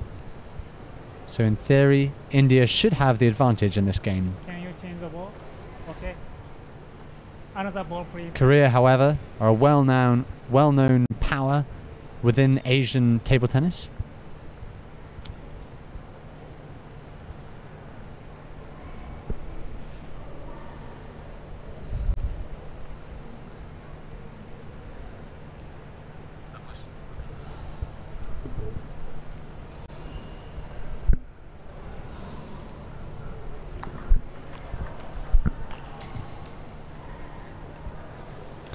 Korea have done particularly well earlier today, beating Sri Lanka 3-0 and beating Singapore 3-2.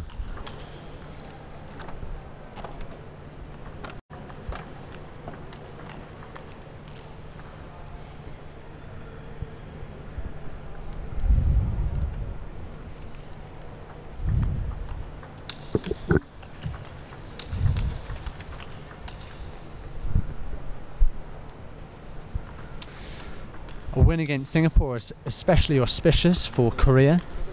Having spoken to Singapore's coach, Jing Jong Ong, I've heard firsthand the incredible training regime that the Singapore team have, and they benefit hugely from their head coach, who runs the youth development squad.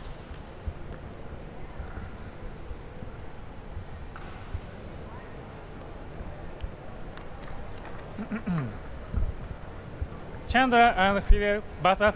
Che and KOR. First game, Che to serve, Lavo.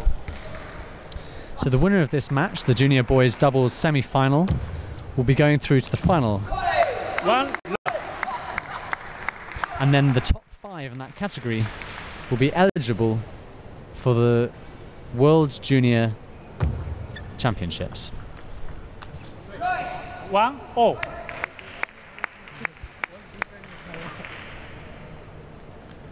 So in this first game of Korea versus India, it's 1-1. 1-2.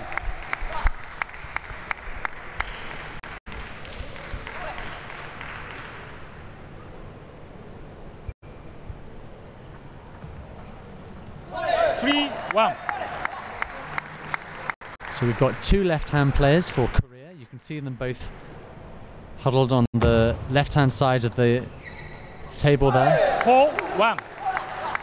Trying to ensure that they get the opportunity to use the forehand against India as much as possible.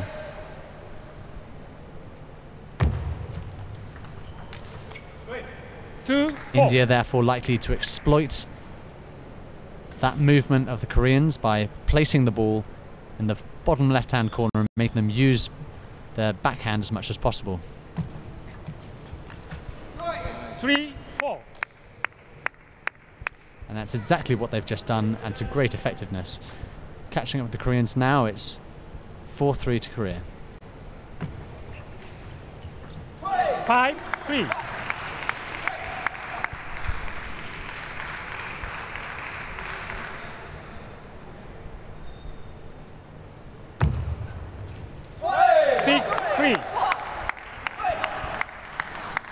So Chandra there, trying desperately to push the ball back again into that left-hand side. Not able to get his back round it. 3-7. And it's the same shot. Korea have exploited his shot well there. They saw him make the mistake the first time and they got him to repeat it a second.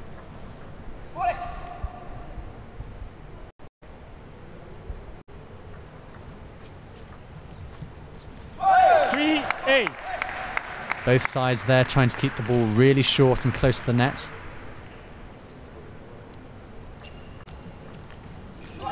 9-3. Come on, guys. Come on. Korea slipping into the lead now at 9-3.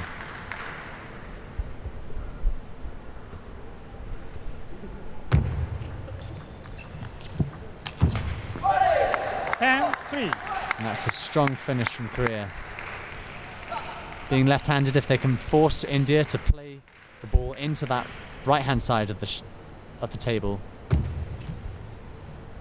11-3. They can really Game attack to it. Che and KWAK.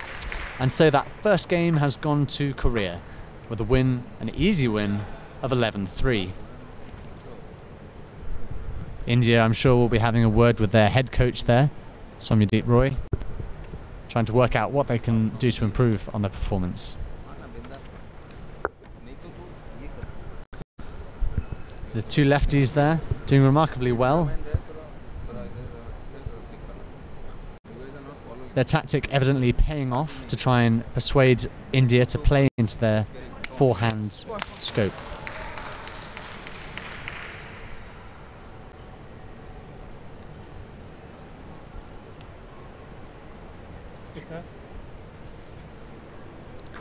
If India want to prevent Korea from playing those finishing shots, they're really going to have to concentrate on keeping the ball in that backhand corner of the Koreans.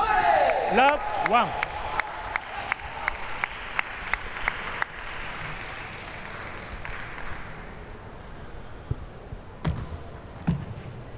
Two love. Come on, India.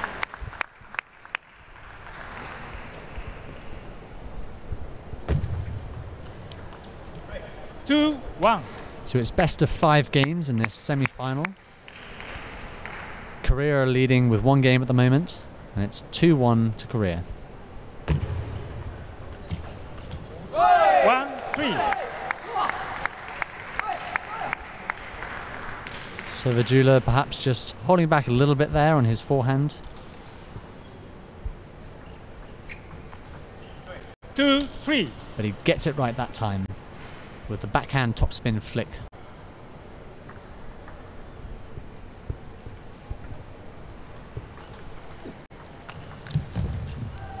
Oh.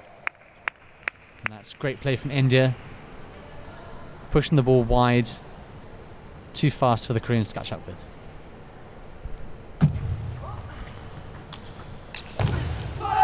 Four, 3.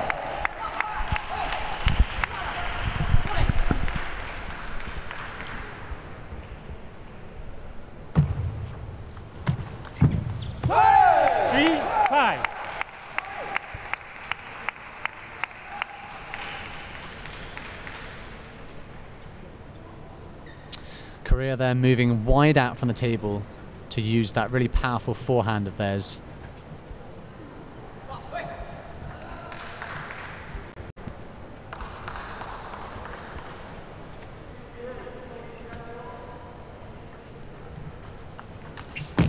Four, 5.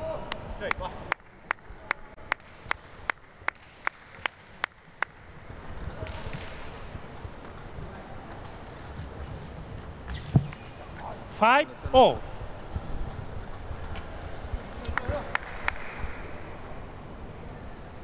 So at 5-all, it's all to play for in this second game in the men's semi-finals. 5, 6. A hand up there from India to appreciate they had a little bit of luck on that one. The ball just clipping the net, pushing them into the lead.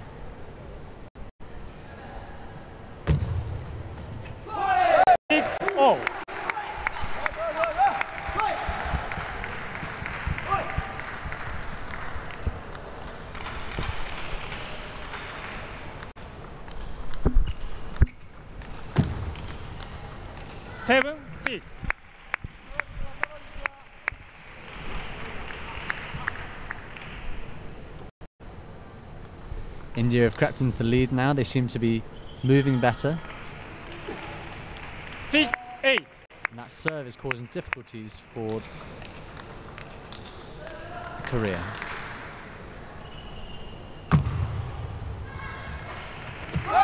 Seven, 8.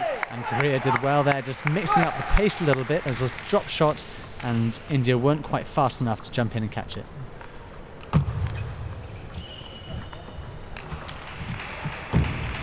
9, 7. That's an interesting shot from India there, holding the bat quite high in a block, but staying very close to the table.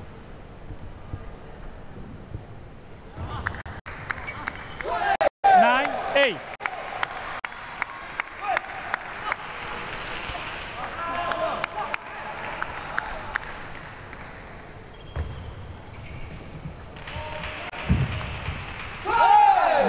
And the Koreans have caught back up. It's 9-9. Will the Koreans be able to repeat that earlier success and gain another game? They only need 2 points to win.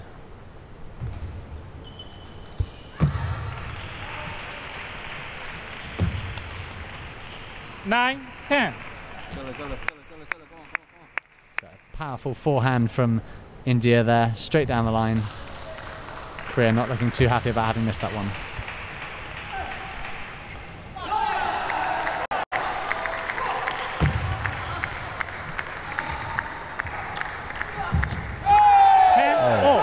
And that's great play from both sides.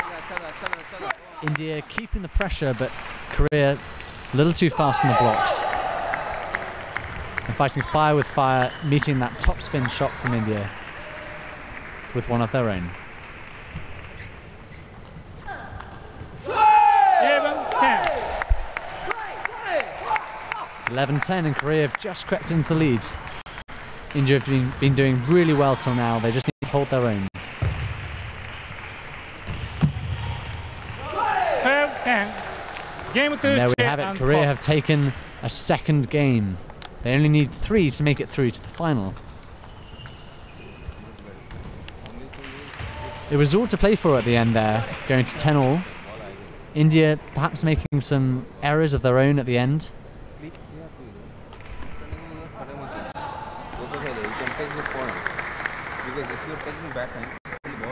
India have the shots. What they need to do is focus and keep a calm mentality towards the end of the match then.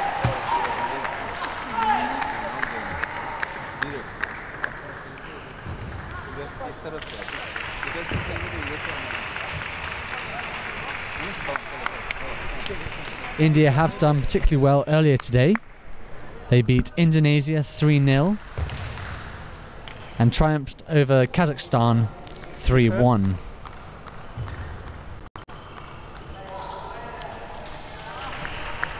So that's CHANDRA and vs.Jeet for India, who have done very well today, but can they match the Koreans? Well, we're into the third game now, and they're going to need to change something because the Koreans are 2 games up. I think the Koreans have gained some real confidence after winning those last 2, and they're really going for these shots now.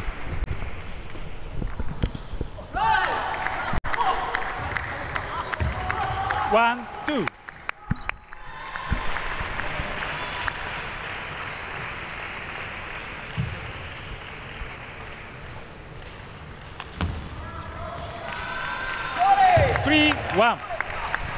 And that's a shot that the Koreans have used effectively a couple of times now.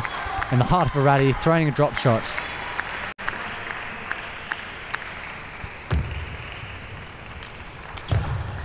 Three, 2.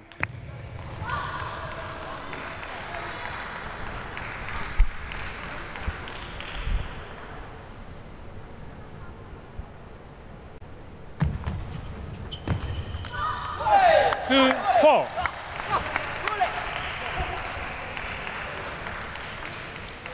Korea leading this third match 4-2.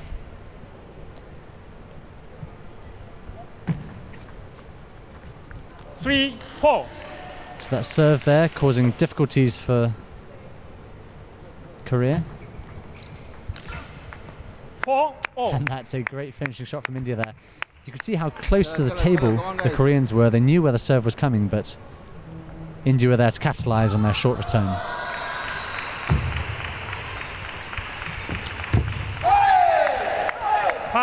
And that's what the Koreans want. India played it there out onto the forehand side of the 2 left-handed Koreans.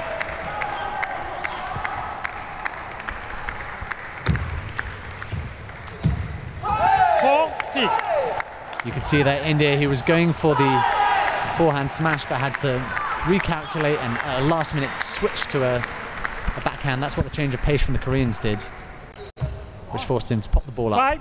5-6.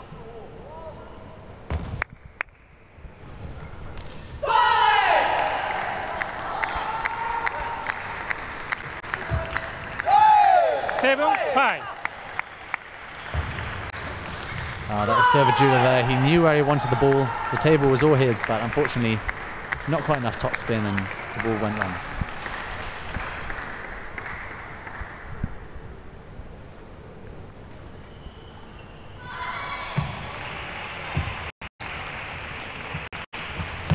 Seven, 6.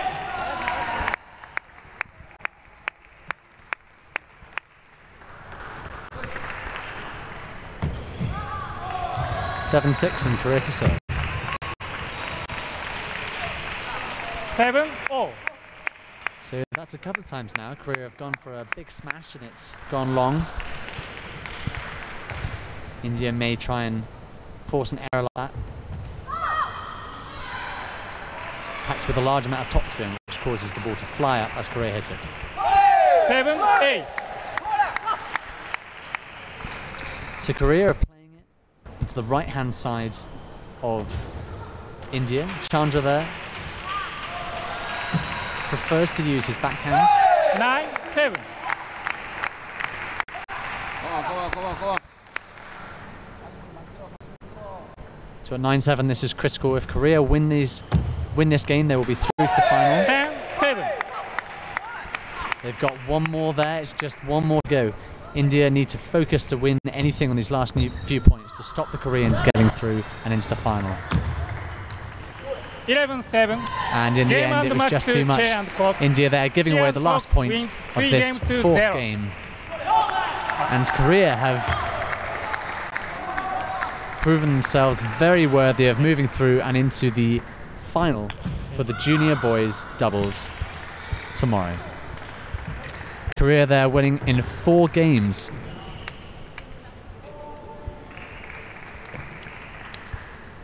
The two left-handed players working remarkably well together to set the play up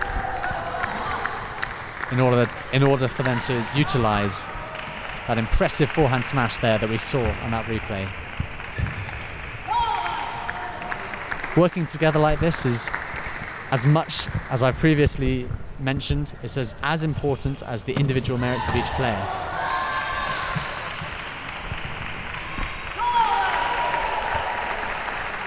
There's a quote from Chen Ji from China, who is an ex-silver medalist from Barcelona Olympics.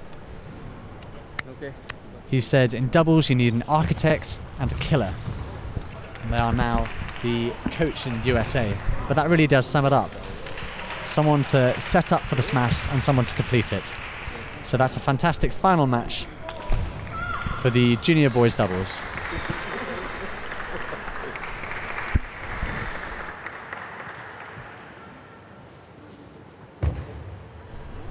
That's all from us today. Thank you very much for watching. I hope you've enjoyed the performance here in Myanmar, and we will be back tomorrow with the final games for the junior girls singles, junior boys singles, the cadet singles, and of course the doubles.